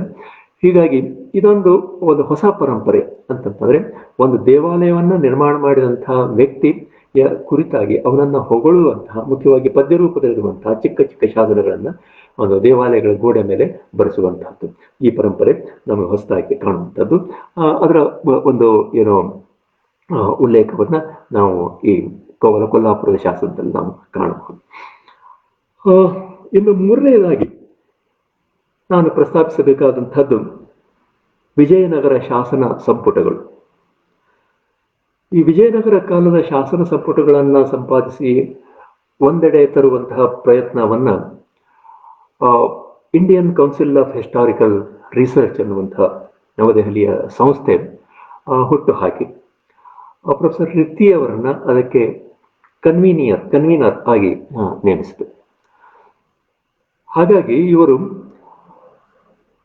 ಎಲ್ಲ ಭಾಷೆಗಳಲ್ಲಿರುವಂತಹ ಶಾಸನಗಳು, ವಿಜಯನಗರ ಇತಿಹಾಸದ ಕುರಿತಾದಂತಹ ಶಾಸನಗಳನ್ನು ಸಂಪುಟಗಳಲ್ಲಿ ತರುವಂತಹ ಒಂದು ಯೋಜನೆಯನ್ನ ಕೈಗೆತ್ತಿಕೊಂಡು ಅದನ್ನು ಸಂಪಾದಿಸುವಲ್ಲಿ ಅವರು ಯಶಸ್ವಿಯಾಗಿದ್ದಾರೆ ಅನ್ನುವ ಮಾತನ್ನು ಹೇಳಬೇಕು. ಈ ಸಂಪುಟ ಸರಣಿಯಲ್ಲಿ ಒಟ್ಟು 6 ಸಂಪುಟಗಳಿದ್ದಾವೆ. ಆ 6 ಸಂಪುಟಗಳಲ್ಲಿ 4 ಸಂಪುಟಗಳನ್ನ ಪ್ರೊಫೆಸರ್ ಶ್ರೀನಿವಾಸ ರೆತ್ತಿ ಅವರೇ ಸಂಪಾದಿಸಿರುವಂಥದ್ದು. ತೆಲುಗು ಶಾಸನಗಳ ಸಂಪುಟವನ್ನ ಪರಬ್ರಹ್ಮಶಾಸ್ತ್ರಿಯವರು, ಆಮೇಲೆ ತಮಿಳು ಶಾಸನಗಳ ಸಂಪುಟಗಳನ್ನ ಸುಬ್ಬರಾಯಲು ಅವರು ಮಾಡಿದ್ದಾರೆ. ಈ ರಿತ್ತಿಯವರು ಏನೋ ಇದನ್ನ ಸಂಪಾದಿಸಿದ್ದಾರೆ ವಿಜಯನಗರ ಶಾಸನ ಸಂಪುಟಕ್ಕೆ. ಒಂದೆರಡು ಮಾತುಗಳನ್ನ ಇಲ್ಲಿ ನಾನು ಹೇಳಲಿಕ್ಕೆ ಇಷ್ಟಪಡ್ತೇನೆ. ಒಂದು ವಿಷಯ ಅಂತಂತಂದ್ರೆ ಈ ಶಾಸನ ಸಂಪುಟಗಳ ಮೇಲೆ ನಿಮಗೆ ಶಾಸನ ಸಂಪಾದಕನಾಗಿ ಕಾಣುವಂತಹ ಇನ್ನೊಂದು ಹೆಸರು, ರಿತ್ತಿಯವರಷ್ಟೇ ಅಲ್ಲದೆ ಇನ್ನೊಂದು ಹೆಸರು ಅಂತಂದ್ರೆ ಬಾರಾ ಗೋಪಾಲ್ ಅವರದ್ದು. ಬಾರಾ ಗೋಪಾಲ್ ಅವರು ಈ ಶಾಸನ ಸಂಪುಟಗಳು ಹೊರಬರುವ ಕಾಲಘಟ್ಟದಲ್ಲಿ ಇರಲಿಲ್ಲ, ಅವರು ತೀರ್ಕೊಂಡು ಬಿಟ್ಟಿದ್ರು ಆಗಲೇ. ಆದರೂ ಕೂಡ ತಮ್ಮಿಂದಲೇ ಸಂಪಾದಿಸಲ್ಪಟ್ಟಂತಹ ಈ ಒಂದು ಶಾಸನ ಸಂಪುಟಗಳಿಗೆ ಅವರು ಬಾರಾ ಗೋಪಾಲ್ ಅವರ ಹೆಸರನ್ನು ಇಟ್ಟಿರುವಂತಹದ್ದನ್ನ ನಾವು ಗಮನಿಸಬೇಕು. ಯಾಕೆ ಹಾಗೆ ಅಂತಂದ್ರೆ ಅವರು ಕನ್ನಡ ಈ ಉದಗಮಂಡಲದ ಶಾಸನಶಾಸ್ತ್ರ ಕಚೇರಿಯಲ್ಲಿದ್ದಾಗಿನಿಂದಲೂ ಕೂಡ ಬಾರಾ ಗೋಪಾಲ್ ಅವರವರಿಗೆ ಬಹಳ ಸ್ನೇಹಿತರಾಗಿ ಇದ್ದಂಥವರು. ಆ ಸ್ನೇಹದ ಪ್ರಮಾಣ ಎಷ್ಟು ಇತ್ತು ಅಂತಂದ್ರೆ ಅವರು ತೀರಿಕೊಂಡ್ರೂ ಕೂಡ ಅವ್ರನ್ನ ಬಿಡುವ ಲೆಕ್ಕಕ್ಕೆ ಶ್ರೀನಿವಾಸ ರೆತ್ತಿ ಅವರು ಇರಲಿಲ್ಲ. ಹೀಗಾಗಿ ಈ ಸಂಪುಟಗಳನ್ನೆಲ್ಲನೂ ಕೂಡ ಅವರು ಬಾರಾ ಗೋಪಾಲರ ಹೆಸರನ್ನು ಕೂಡ ಬಳಸಿಕೊಂಡಿರುವಂಥದ್ದು ಕಾಣ್ತದೆ. ಆದರೆ ಬಾರಾ ಗೋಪಾಲ್ ಅವರು ನಿಜವಾಗಿಯೂ ಈ ಬಗ್ಗೆ ಏನು ಈ ಸಂಪುಟಗಳಿಗೆ ಸಂಬಂಧಪಟ್ಟಂತೆ ಏನು ಕೆಲಸ ಮಾಡಿಲ್ಲ ಅಂತ ಮಾತನ್ನ ನಾ ಹೇಳಬೇಕಾಗುತ್ತೆ. ಅದೊಂದು ಏನೋ ತಮ್ಮ ಸ್ನೇಹಿತನ ಬಗ್ಗೆ ಇದ್ದಂತಹ ಅವರಿಗೆ ಅಭಿಮಾನ ಇತ್ಯಾದಿಗಳ ಕುರುಹು ಅಂತ ನಾವು ಪರಿಗಣಿಸಬಹುದು. ಈ ವಿಜಯನಗರ ಅರಸರ ಶಾಸನಗಳ ಸಂಪುಟಗಳಲ್ಲಿ 3 ಸಂಪುಟಗಳು ಕನ್ನಡ ಶಾಸನಗಳನ್ನ ಕುರಿತಾಗಿದ್ದಾವೆ. ಒಂದು ಸಂಪುಟ ಸಂಸ್ಕೃತ ಶಾಸನವನ್ನು ಕುರಿತಾಗಿದೆ. ಇವು ರೀತಿಯವರಿಂದ ಸಂಪಾದಿಸಲ್ಪಟ್ಟಂತವು ನಾನು ಹೇಳ್ತಾ ಇರುವಂಥದ್ದು. ಮೊದಲನೆಯ ಸಂಪುಟ ಸಂಗಮ ವಂಶದ ಅರಸರ 832 ಶಾಸನಗಳನ್ನು ಒಳಗೊಂಡಿದೆ. ಎರಡನೆಯ ಸಂಪುಟ ಸಾಳುವ ಮತ್ತು ತುಳುವ ವಂಶದ ಅರಸರ 913 ಶಾಸನಗಳನ್ನು ಒಳಗೊಂಡಿದೆ. ಮೂರನೆಯ ಸಂಪುಟ ಆರವೀಡು ಮನೆತನದ 148 ಶಾಸನಗಳನ್ನು ಒಳಗೊಂಡಿದೆ. ಈ ಒಂದು ಶಾಸನ ಸಂಪುಟದಲ್ಲಿ ಅವರು ಅಳವಡಿಸಿರುವಂತಹ ಒಂದು ವಿಧಾನ ಅಂತಂದ್ರೆ ಶಾಸನಗಳ ಪಠ್ಯಗಳನ್ನ, ಕನ್ನಡ ಶಾಸನಗಳ ಪಠ್ಯಗಳನ್ನ ಅವರು ರೋಮನ್ ಲಿಪಿಯಲ್ಲೇ ಪ್ರಕಟಿಸಿದ್ದಾರೆ. ಕನ್ನಡ ಲಿಪಿಯಲ್ಲಿ ಅವು ಇಲ್ಲ ಅಂತನ್ನುವಂಥದ್ದನ್ನ ನಾವು ಗಮನಿಸಬೇಕು.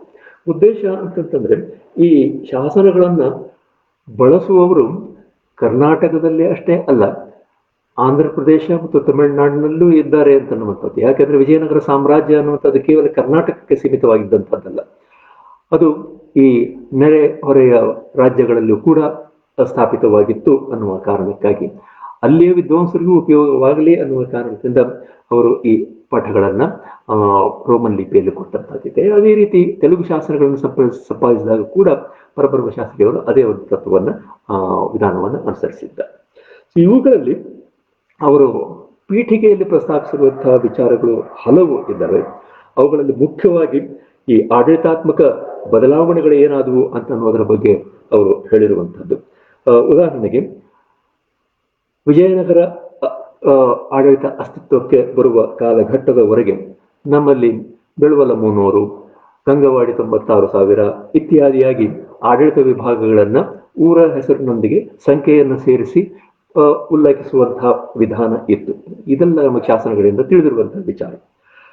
ಆದರೆ ಈ ಒಂದು ಪದ್ಧತಿಯನ್ನ ವಿಜಯನಗರ ಕಾಲದಲ್ಲಿ ಕೈಬಿಟ್ಟು ಹೊಸ ರೀತಿಯಾಗಿ ಆಡಳಿತ ವಿಭಾಗಗಳನ್ನ ಗುರುತಿಸುವಂತಹದ್ದು ಆರಂಭ ಆಯಿತು ಅನ್ನುವ ಮಾತಿಗೆ ಇವರು ಒತ್ತು ಕೊಡ್ತಾರೆ. ಉದಾಹರಣೆಗೆ ಈಗ ರಾಜ್ಯ, ಕಂಪಣ, ನಾಡು, ಒಳಿತ, ವೇಂಠೆ ಮುಂತಾದಂತಹ ಆಡಳಿತ ವಿಭಾಗಗಳ ಉಲ್ಲೇಖಗಳು ನಮಗೆ ಬರಲಿಕ್ಕೆ ಆರಂಭ ಆಗ್ತವೆ ಅನ್ನುವ ಮಾತನ್ನ ಹೇಳ್ತಾರೆ. ಎರಡನೇ ವಿಚಾರ ಆಡಳಿತ ಮತ್ತು ಆಡಳಿತಾತ್ಮಕ ಬದಲಾವಣೆಯಲ್ಲಿ ಕಂಡು ಬಂದಿರುವಂತಹದ್ದು ಅವರ ಪ್ರಕಾರ ಈ ಹಿಂದೆ ಇದ್ದಂತಹ ಕದಂಬರು, ರಟ್ಟರು ಮುಂತಾದ ರಾಜವಂಶಗಳೇನಿದ್ದು, ಸಾಮಂತ ಮನೆತನಗಳೇನಿದ್ದು ಅವುಗಳ ಅಳಿವು ಕಾಣ್ತದೆ ಈ ಕಾಲಘಟ್ಟದಲ್ಲಿ ಅಂತ.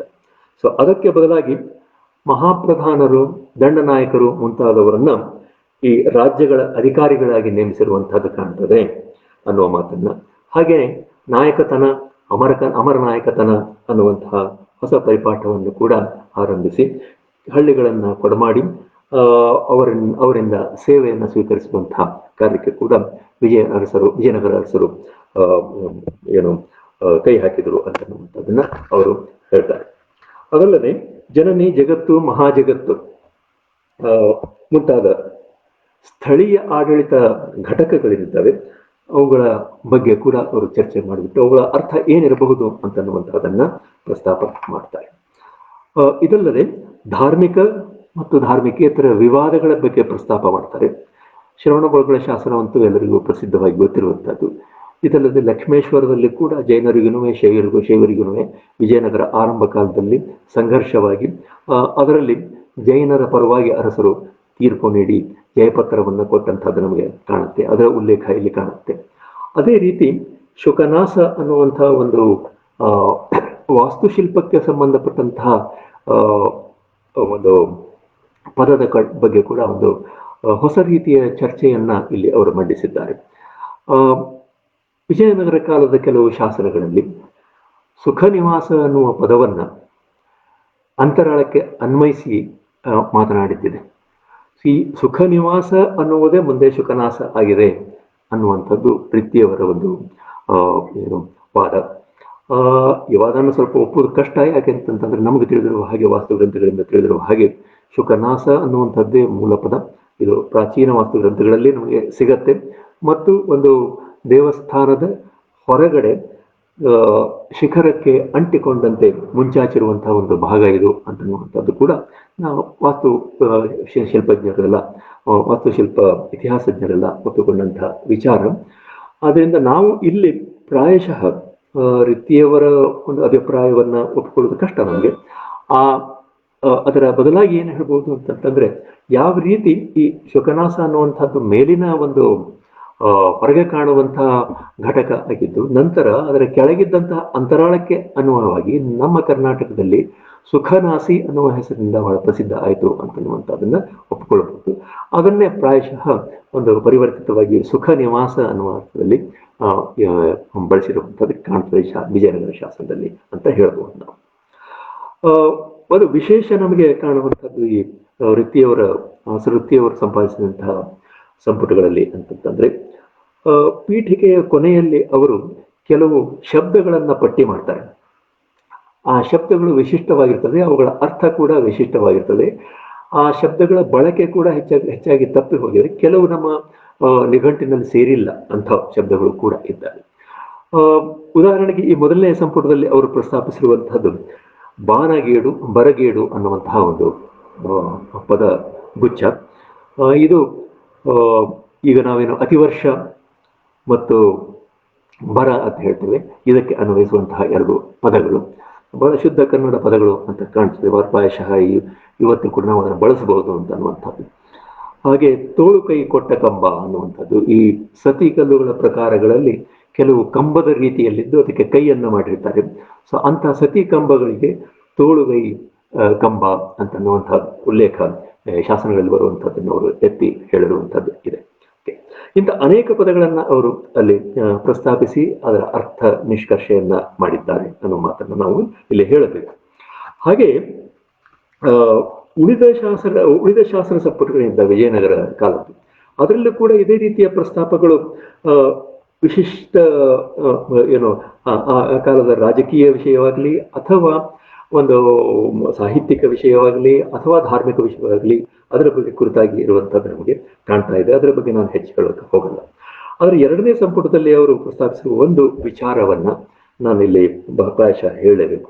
ಅದೇನು ಅಂತಂದ್ರೆ, ವಿಜಯನಗರ ಸಾಮ್ರಾಜ್ಯದ ನಿಜವಾದ ಹೆಸರೇನು ಅಂತನ್ನುವಂಥದ್ದು. ಇವತ್ತು ನಾವೆಲ್ಲ ಈ ಒಂದು ಕಾಲಘಟ್ಟ 13ರಿಂದ 17ನೇ ಶತಮಾನದವರೆಗೆ ಇದ್ದಂತಹ ಈ ಸಾಮ್ರಾಜ್ಯವನ್ನು ವಿಜಯನಗರ ಸಾಮ್ರಾಜ್ಯ ಅಂತ ಕರೆಯುವಂಥದ್ದು ಒಂದು ಪರಿಪಾಠವಾಗಿ ಬಿಟ್ಟಿದೆ. ಎಲ್ಲರೂ ಅದನ್ನೇ ಬಳಸ್ತಾ ಇದ್ದಾರೆ. ಆದರೆ ನಿಜವಾಗಿ ಇದೇ ಅದರ ಹೆಸರು ಹೇಗೆ ಅನ್ನೋದರ ಬಗ್ಗೆ ಶಾಸನವನ್ನ ಆಧರಿಸಿ ರೀತಿಯವರು ನಿಷ್ಕರ್ಷೆ ಮಾಡಲು ಪ್ರಯತ್ನಿಸಿದ್ದಾರೆ. ಅವರ ಹೇಳುವ ಮಾತು, ಇದನ್ನ ಡಾಕ್ಟರ್ ವಸುಂಧರಾ ಪಿರಿಯೋಜ ಅವರು ಕೂಡ ಮುಂಚೆ ಹೇಳಿದಂಥದ್ದಿದೆ. ಇದು ಶಾಸನಗಳಲ್ಲಿ ಪ್ರಸ್ತಾಪಿಸಲ್ಪಟ್ಟಿರುವಂತೆ ಕರ್ನಾಟಕ ಸಾಮ್ರಾಜ್ಯ, ಈ ಹೆಸರನ್ನು ನಾವು ಬಳಸುವುದು ಹೆಚ್ಚು ಉಚಿತವಾಗ್ತದೆ ಅಂತನ್ನುವ ಮಾತನ್ನ ಅವ್ರು ಹೇಳ್ತಾರೆ. ಆದ್ರೆ ಈಗ ಅಭ್ಯಾಸ ಬಲದಿಂದ ವಿಜಯನಗರ ಸಾಮ್ರಾಜ್ಯ ಅಂತ ಕರೆದ್ಬಿಟ್ಟು ನಮಗೆ ಅಭ್ಯಾಸ ಆಗಿಬಿಟ್ಟು ಅದನ್ನು ಬದಲಾಯಿಸುವುದು ಬಹಳ ಕಷ್ಟ ಅಂತ ಕಾಣ್ತದೆ. ಪ್ರಾಯಶಃ ಒಂದು ಪ್ರಯತ್ನ ಮಾಡಬಹುದೇನೋ ಆ ದಿಶೆಯಲ್ಲಿ ನಮಗೆ.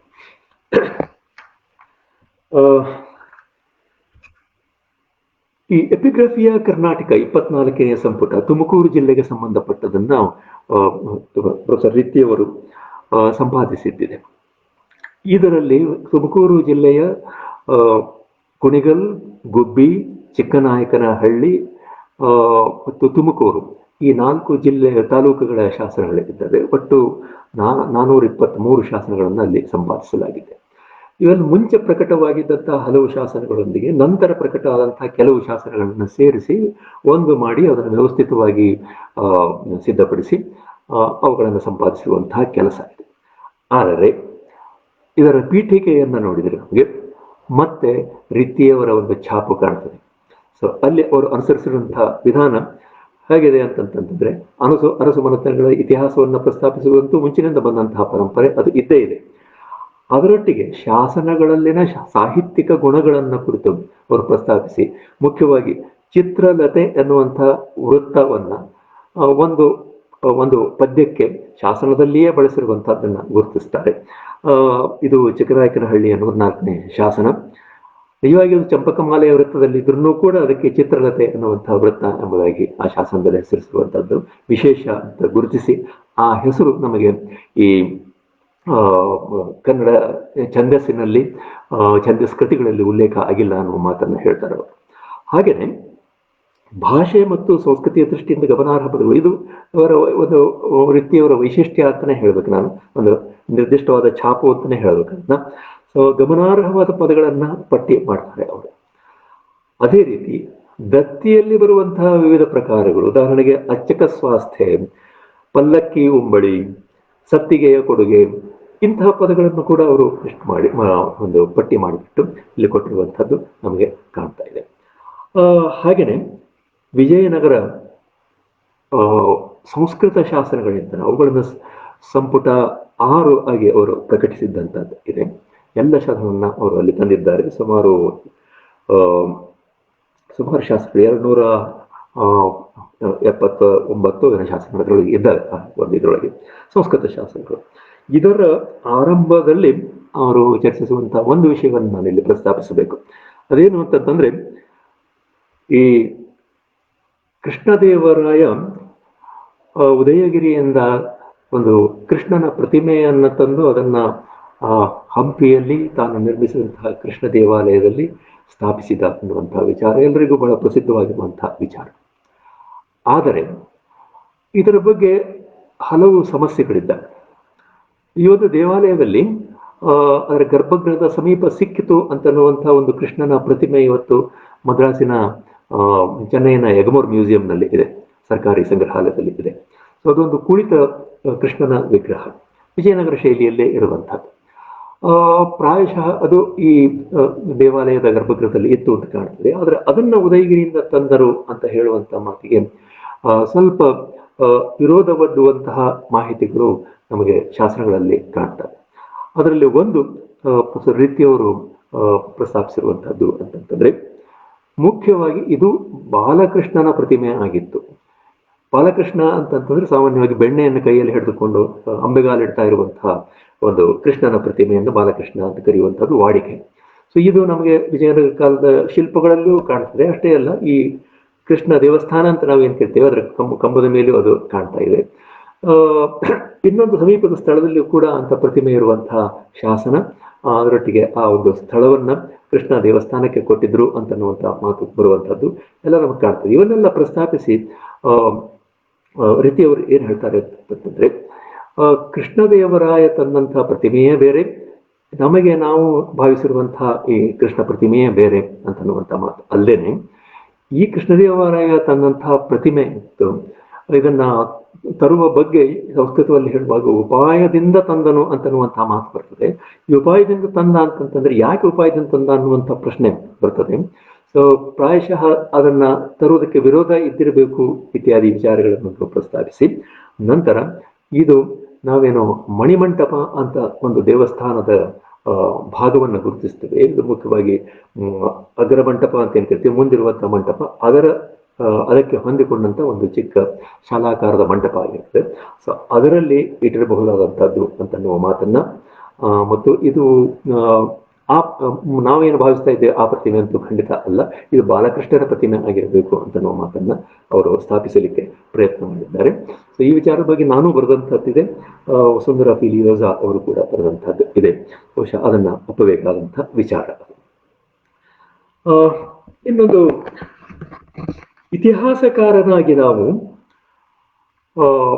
ರೀತಿಯವರನ್ನ ಕಾಣಲಿಕ್ಕೆ ಒಂದು ಮುಖ್ಯ ಅವಕಾಶ ಇದೆ ನಮಗೆ. ಅದೇನು ಅಂತಂತಂದ್ರೆ, ಅವರು ಬರೆದಂತಹ ಸೇವುಣಾಸ್ ಅನ್ನುವಂತಹ ಕೃತಿ, ಅದು ಅವರ PhD ಪ್ರಬಂಧ. ಆ PhD ಪ್ರಬಂಧದ ಪರಿಷ್ಕೃತ ರೂಪದಲ್ಲಿ ಅದು 1973ರಲ್ಲಿ ಕರ್ನಾಟಕ ವಿಶ್ವವಿದ್ಯಾಲಯದಿಂದ ಕರ್ನಾಟಕದ ಇತಿಹಾಸ ಸರಣಿಯಲ್ಲಿ ಪ್ರಕಟ ಆಗಿದೆ. ಸೊ ಆ ಪ್ರಕಟವಾಗಿರುವಂತಹ ಕೃತಿಯಲ್ಲಿ 12 ಅಧ್ಯಾಯಗಳು, 3 ಅನುಬಂಧಗಳಿದ್ದಾವೆ. ಸೊ ಆರಂಭ, ಪರಮಾಧಿಕಾರ ಮತ್ತು ಅಭಿವೃದ್ಧಿ, ಮತ್ತು ಇಳಿಗಾಲ ಮತ್ತು ಅಂತ್ಯ ಎಂಬ 3 ಭಾಗಗಳಾಗಿ ವಿಂಗಡಿಸಿ ಸೇವಣರ ಇತಿಹಾಸವನ್ನ ಅವರು ಶಾಸನಗಳ ಆಧಾರದ ಮೇಲೆ ಚರ್ಚಿಸಿದ್ದಾರೆ. ಸ್ವತಃ ಸೇವಣರ ಶಾಸನಗಳಲ್ಲೆಲ್ಲ ಸ್ವತಃ ಪರಿಶೀಲಿಸಿ ಅವರು ಇದನ್ನ ಗ್ರಂಥವನ್ನು ರಚಿಸಿರುವುದರಿಂದ ಒಂದು ನಿರ್ದಿಷ್ಟ ರೀತಿಯ ಅಧಿಕೃತವಾದಂತಹ ಕೃತಿ ಇದು ಅಂತ ಹೇಳುವಂತಹ ಮಾತನ್ನು ನಾವು ಆಡಲಿಕ್ಕೆ ಸಾಧ್ಯ ಇದೆ. ಇದರ ಬಗ್ಗೆ DC ಸರ್ಕಾರ್, ಖ್ಯಾತ ಶಾಸ್ತ್ರತಜ್ಞರವರು ನಮಗೆಲ್ಲ ಗೊತ್ತಿದ್ದ ಹಾಗೆ ಅವರು ಬರೆದಿರುವ ಮಾತು ಏನು ಅಂತಂದ್ರೆ, ಆದಿಮ ಮಧ್ಯಯುಗೀನ ದಕ್ಷಿಣ ಭಾರತದ ಇತಿಹಾಸಕ್ಕೆ ಇದೊಂದು ಅಮೂಲ್ಯ ಸೇರ್ಪಡೆಯಾಗಿದೆ ಅನ್ನುವ ಮಾತನ್ನು ಹೇಳ್ತಾರೆ. ಸೊ ಇದು ಅದರ ಮಹತ್ವವನ್ನ ನಮಗೆ ಅರಿವು ಮಾಡಿ ಕೊಡ್ತದೆ. ಆದರೆ ಮಾಟೆ ಅನ್ನುವಂತಹ ಇನ್ನೊಬ್ಬ ವಿದ್ವಾಂಸರು ಇದನ್ನ ವಿಮರ್ಶಿಸುವಾಗ ಬರೆಯುವುದು ಏನು ಅಂತಂದ್ರೆ, ಇದೊಂದು ಎಪಿಗ್ರಾಫಿಕ್ ಹಿಸ್ಟರಿ ಅಂತ ಹೇಳ್ತಾರೆ. ಶಾಸನ ತಜ್ಞರು ಬರೆದಂತಹ ಇತಿಹಾಸ ಇದು, ಒಬ್ಬ ಇತಿಹಾಸಕಾರ ಬರೆದಂತಹ ಇತಿಹಾಸ ಅಲ್ಲ ಅನ್ನುವಂತಹ ಮಾತನ್ನ ಹೇಳ್ತಾರೆ. ಈ ರೀತಿ ಶಾಸನ ತಜ್ಞರು ಬರೆಯುವಂತಹ ಅನೇಕ ಕೃತಿಗಳ ಬಗ್ಗೆ ಈ ಮಾತು ಬಂದಂತದ್ದು ಇದೆ, ಇದೇನು ವಿಶೇಷ ಅಲ್ಲ. ಆದರೆ ಇತಿಹಾಸ ಕ್ಷೇತ್ರದಲ್ಲಿಯೇ ಅಧ್ಯಯನ ಮಾಡದೆ ಇದ್ರೂ ಕೂಡ ಇತಿಹಾಸ ಶಿಕ್ಷಕರಾಗಿ ಶಾಸನ ತಜ್ಞರಾಗಿ ಅವರು ಒಂದು ಈ ಇತಿಹಾಸ ಕೃತಿಯನ್ನು ರಚಿಸಿದ್ದಾರೆ ಅಂತಂದ್ರೆ ಅವರ ಒಂದು ಪ್ರೊಫೆಸರ್ ರೀತಿಯವರ ಒಂದು ಸಾಧನೆಯ ಪರಿಶ್ರಮ ಇತ್ಯಾದಿಗಳ ಒಂದು ಅರಿವು ನಮಗೆ ಆಗ್ತದೆ. ಇವತ್ತಿಗೂ ಕೂಡ ಒಂದು ಮಹತ್ವದ ಕೃತಿಯಾಗಿ ಉಳಿದಿರುವಂತಹ ಕೃತಿ ಅದು. ಇನ್ನು ಇತಿಹಾಸದ ಪ್ರಚಾರಕರಾಗಿ ಕೂಡ ಇವರು ಕೆಲಸ ಮಾಡಿದ್ದೇನೆ ಅಂತನ್ನುವಂಥದ್ದನ್ನು ನಾನು ಗುರುತಿಸ್ತೇನೆ. ಯಾಕೆ ಹೀಗೆ ಹೇಳ್ತೇನೆ ಅಂತಂತಂದ್ರೆ, ಕರ್ನಾಟಕ ವಿಶ್ವವಿದ್ಯಾಲಯದ ವತಿಯಿಂದ ಪ್ರಚಾರೋಪನ್ಯಾಸ ಮಾಲೆ ಅಂತನ್ನುವಂಥದ್ದು ಒಂದು ಮಾಲಿಕೆಯಲ್ಲಿ ಹಳ್ಳಿಗಳಿಗೆ ಹೋಗಿ ಅಲ್ಲಿ ಒಂದು ಭಾಷಣವನ್ನ ಮಾಡಿ, ಇತಿಹಾಸದ ಕುರಿತಾಗಿ ಭಾಷಣವನ್ನು ಮಾಡಿ ಅದನ್ನ ಒಂದು ಸಣ್ಣ ಪುಸ್ತಿಕೆಯ ರೂಪದಲ್ಲಿ ಹೊರತರುವಂತಹ ಪರಂಪರೆ ಕರ್ನಾಟಕ ವಿಷಯದಲ್ಲಿ ಇದೆ ಇವತ್ತಿಗೂ. ಆ ಒಂದು ಮಾಲಿಕೆಯಲ್ಲಿ ಮುಳುಗುಂದ ನಾಡು ಅನ್ನುವಂತಹ ಒಂದು ಸಣ್ಣ ಕೃತಿ 1969ರಲ್ಲಿ ಪ್ರಕಟ ಆಗಿರುವಂತಹದ್ದು. ಮೈಲಾರ ದೇವರು ಅನ್ನುವಂತಹ ಇನ್ನೊಂದು ಕೃತಿ, ಅಶೋಕನ ಧರ್ಮಶಾಸನಗಳು ಅಂತನ್ನುವಂಥದ್ದು 1986ರಲ್ಲಿ ಪ್ರಕಟವಾದ ಇನ್ನೊಂದು ಕೃತಿ. ಇವು 3 ಕೃತಿಗಳು ಮಹತ್ವದ ಕೃತಿಗಳು. ಯಾಕೆ ಅಂತಂದ್ರೆ ಇವು ಜನಸಾಮಾನ್ಯರನ್ನ ಇತಿಹಾಸದ ಕಡೆಗೆ ಆಕರ್ಷಿಸುವಂತಹ ಪ್ರಯತ್ನಗಳಾಗಿ ಕಾಣ್ತಾ ಇದ್ದಾವೆ ನಮಗೆ. ವೃತ್ತಿಯವರ ಬರವಣಿಗೆಯ ಭಾಷೆ ಏನಿದೆ ಬಹಳ ಸರಳ ಅಂದ್ರೆ ಬಹಳ ಸರಳ. ಅದು ಕನ್ನಡದಲ್ಲಿರಲಿ ಇಂಗ್ಲಿಷ್ನಲ್ಲಿರಲಿ ಅವರು ಬರೆಯುವ ರೀತಿ ಏನಂತಂದ್ರೆ ಬಹಳ ನಿರ್ದಿಷ್ಟತೆಯಿಂದ ಕೂಡಿರ್ತದೆ ಮತ್ತು ಅವರು ಬಳಸುವಂತಹ ಪದಗಳು ಕೂಡ ಕ್ಲಿಷ್ಟವಾಗಿರುವುದಿಲ್ಲ. ಬಹಳ ಸರಳವಾದಂತಹ ಪದಗಳನ್ನ ಬಳಸ್ತಾರೆ. ಅದಕ್ಕೆ ಮುಖ್ಯ ಕಾರಣ ಅಂತಂತಂದ್ರೆ ಅವರ ಚಿಂತನೆಯ ಒಂದು ಏನು ಪರಿಶುದ್ಧತೆ ಅಂತ ಹೇಳ್ತೀವಲ್ಲ, ಆ ಪರಿಶುದ್ಧತೆ ಅದಕ್ಕೆ ಕಾರಣ. ಆ ಚಿಂತನೆಯಲ್ಲಿ ಸ್ಪಷ್ಟತೆ ಇದ್ದುದರಿಂದ, ಪರಿಶುದ್ಧತೆ ಇದ್ದರಿಂದ ಅವರಿಗೆ ಅಷ್ಟು ಸರಳವಾಗಿ ತಮ್ಮ ವಿಚಾರಗಳನ್ನು ಮಂಡಿಸುವಂತಹ ಒಂದು ಶಕ್ತಿ ಬಂದಿತ್ತು ಅಂತನ್ನುವಂಥದ್ದನ್ನು ನಾವು ಇಲ್ಲಿ ಒತ್ತಿ ಹೇಳಬೇಕು. ಸೊ ಅನೇಕ ಲೇಖನಗಳನ್ನ ಪ್ರೊಫೆಸರ್ ರೀತಿಯವರು ಬರುತ್ತಾ ಇದೆ. ಒಂದು ಸಂಶೋಧಕರಿಗೆ ಬಹಳ ಮುಖ್ಯವಾದ ಕೈಪಿಡಿಯಾಗಿರುವಂತಹದ್ದು ಅಂತಂತಂದ್ರೆ ಪ್ರಾಚೀನ ಕರ್ನಾಟಕದ ಆಡಳಿತ ಪರಿಭಾಷಾ ಕೋಶ ಅನ್ನುವಂಥದ್ದು 2000ರಲ್ಲಿ ಪ್ರಕಟವಾಗಿರುವಂಥದ್ದು.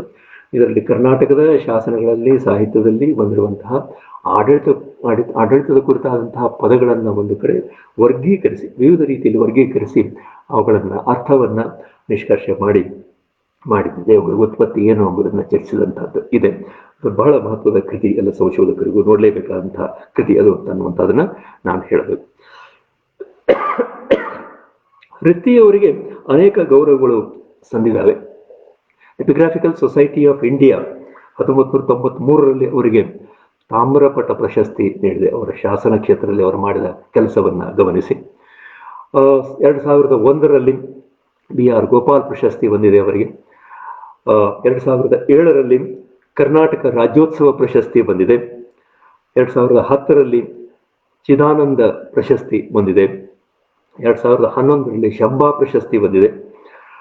ಆಮೇಲೆ 2013ರಲ್ಲಿ ರಾಷ್ಟ್ರಕವಿ ಗೋವಿಂದ ಪೈ ಸ್ಮಾರಕ ಪ್ರಶಸ್ತಿ ಬಂದಿದೆ. ಅದಲ್ಲದೆ ಗುಲ್ಬರ್ಗಾ ವಿಶ್ವವಿದ್ಯಾಲಯದ ಗೌರವ ಡಾಕ್ಟರೇಟ್ ಪದವಿ ಅವರಿಗೆ ಸಿಕ್ಕಿದೆ.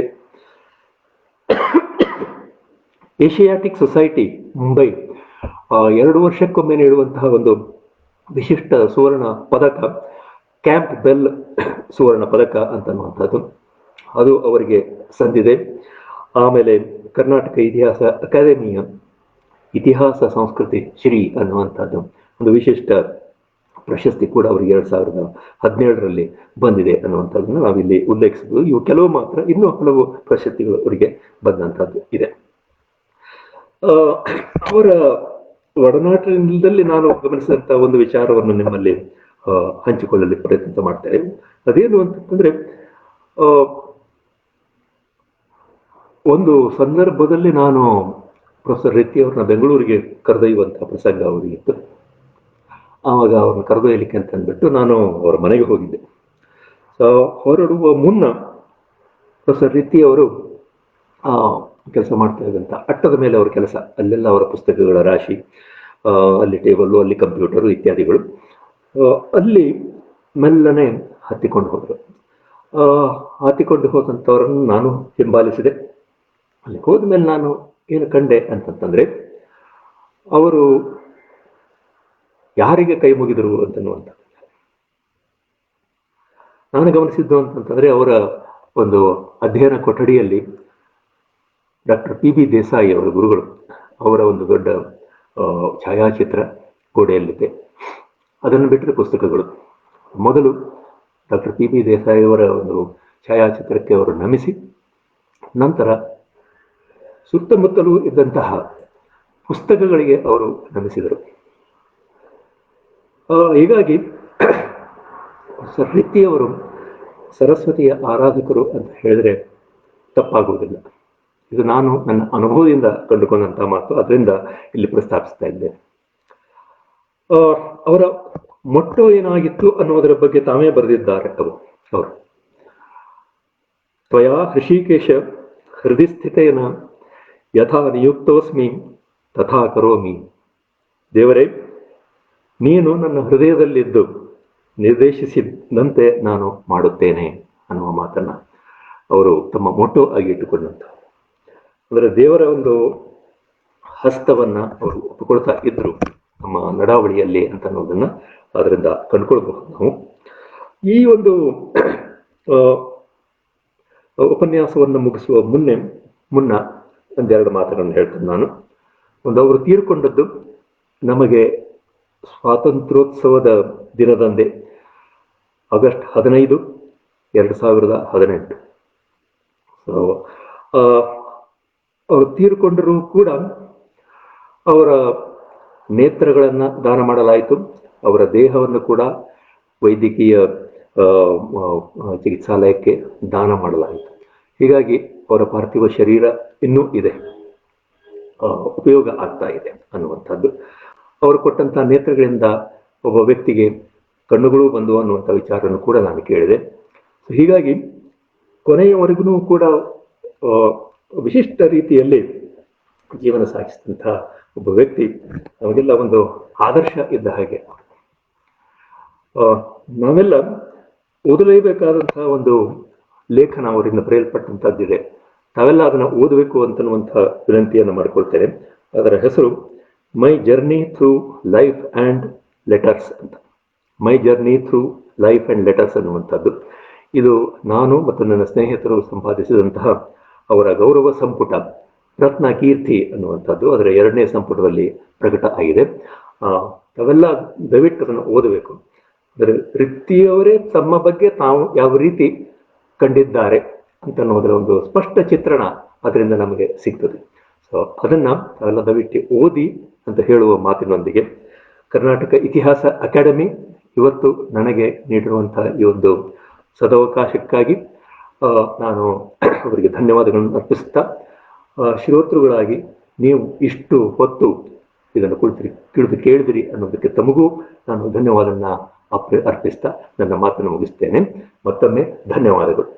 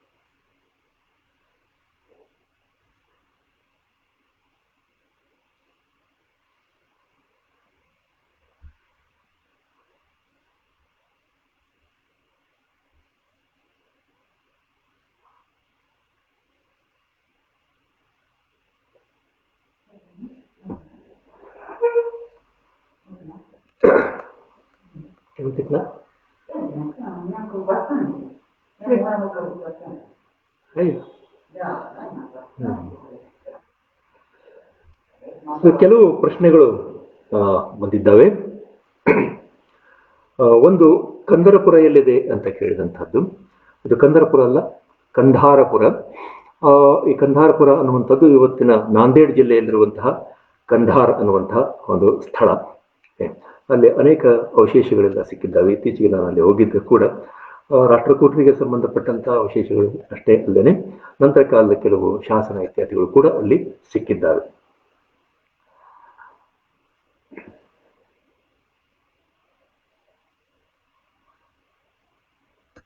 ಈ ಕೊಲ್ಲಾಪುರಕ್ಕೆ ಸಂಬಂಧಿಸಿದ ಶಾಸನ ಸಂಪುಟ ಲಭ್ಯವಿದೆ ಅಂತ ಡಾಕ್ಟರ್ ಎಚ್.ಎಸ್. ಗೋಪಾಲ್ ರಾವ್ ಅವರು ಕೇಳಿದ್ದಾರೆ. ಪ್ರಾಯಶಃ ಇದು ಹಂಪಿ ವಿಶ್ವವಿದ್ಯಾಲಯದಲ್ಲಿ ಲಭ್ಯ ಇರುವ ಸಾಧ್ಯತೆ ಇದೆ. ಹಂಪಿ ವಿಶ್ವವಿದ್ಯಾಲಯದ ಪ್ರಕಟಣೆ ಅದು, ಅದರಿಂದ ಸಿಗಬಹುದು ಅಂತ ನನ್ನ ಅನಿಸಿಕೆ. ಗಂಗವಾಡಿ ಪ್ರಾಂತ್ಯಕ್ಕೆ ಸಂಬಂಧಿಸಿದ ಶಾಸನಗಳನ್ನು ಸರ್ ಅವರು ಕ್ರೋಢೀಕರಿಸಿದ್ದಾರೆ, ಇದರ ಮಾಹಿತಿಯನ್ನು ನೀಡಿ ಸರ್ ಅಂತ ಮುರೇಗೌಡ ಅವರು ಕೇಳ್ತಾರೆ. ಇದು ಈಗ ಸಂಬಂಧಪಟ್ಟಂತಹ ಕ್ರೋಢೀಕರಿಸಿರುವಂತಹ ಶಾಸನಗಳು ಅವರು ತುಮಕೂರು ಜಿಲ್ಲೆ ಶಾಸನಗಳಲ್ಲಿ ಒಳ ಪ್ರಸ್ತಾಪ ಬಂದಿರ್ತದೆ. ವಿಶೇಷವಾಗಿ ಇದರ ಕುರಿತಾಗಿ ಅವರು ಮಾಡಿರುವಂಥದ್ದು ನನ್ನ ಗಮನಕ್ಕಂತೂ ಬಂದಿಲ್ಲ ಈವರೆಗೆ. ಗಂಗವಾಡಿಯನ್ನೇ ಕುರಿತಾಗಿ ಯಾವುದೇ ಒಂದು ವಿಶೇಷ ಕೃತಿ ಬಂದದ್ದು ನನ್ನ ಗಮನಕ್ಕೆ ಬಂದಿಲ್ಲ. ಓಕೆ, ಇಲ್ಲ ಅಂತನ್ನುವಂಥದ್ದು ನನ್ನ ಭಾವನೆ. ಪ್ರೊಫೆಸರ್ ರಿತ್ತಿಯವರ ಸಮಗ್ರ ಲೇಖನಗಳ ಪಟ್ಟಿ ಮತ್ತು ಅವರ ಪ್ರಕಟಿತ ಪುಸ್ತಕಗಳು ಎಲ್ಲಿ ದೊರೆಯಬಹುದು ಅಂತ ಪ್ರಕಾಶ್ ಚೆನ್ನಪ್ಪ ಅವರು ಕೇಳ್ತಾರೆ. ಇದನ್ನ ನಾವು ಅವರ ಗೌರವಾರ್ಥವಾಗಿ ಸಂಪಾದಿಸಿದಂತಹ ಪ್ರತ್ನಕೀರ್ತಿ ಅನ್ನುವ ದೆಹಲಿಯಿಂದ ಪ್ರಕಟವಾದಂತಹ 2 ಸಂಪುಟಗಳ ಒಂದು ಹೊತ್ತಿಗೆ, ಆ ಹೊತ್ತಿಗೆಗಳಲ್ಲಿ ನಮಗೆ ಸಿಕ್ಕಂತಹ ಎಲ್ಲ ಲೇಖನಗಳ ಕೃತಿಗಳ ಪಟ್ಟಿಯನ್ನ ಅದರಲ್ಲಿ ಮಾಡಿದ್ದೇವೆ. ಇದಲ್ಲದೆ ನನ್ನ ಸ್ನೇಹಿತರಾದಂತಹ ಸಿ.ಬಿ. ಪಾಟೀಲ್ ಅವರು ಪ್ರೊಫೆಸರ್ ರಿತ್ತಿಯವರ ಇಂಗ್ಲಿಷ್ ಲೇಖಗಳನ್ನೆಲ್ಲ ಒಂದು ಕಡೆ ತಂದು ಪ್ರಕಟಿಸುವ ಯೋಜನೆ ಹಾಕಿಕೊಂಡಿದ್ದಾರೆ. ಪ್ರಾಯಶಃ ಡಿಸೆಂಬರ್ ಹೊತ್ತಿಗೆ ಆ ಪುಸ್ತಕ ಬರಬಹುದು ಅಂತ ಅಂದ್ಕೊಂಡಿದ್ದೇನೆ.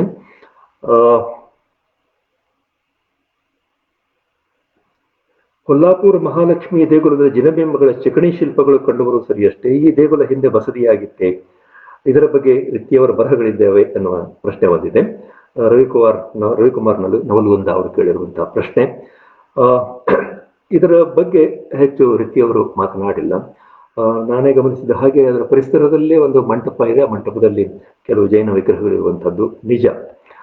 ಆದರೆ ಈ ಮಹಾಲಕ್ಷ್ಮಿ ದೇವಾಲಯದ ಪರಿಸರದಲ್ಲಿ ಪ್ರಾಚೀನ ಕಾಲದಲ್ಲಿ ಕೆಲವು ಜೈನ ದೇವಾಲಯಗಳಿದ್ದು ಅಂತನ್ನುವಂಥದ್ದು ಗೊತ್ತಿದೆ ನಮಗೆ.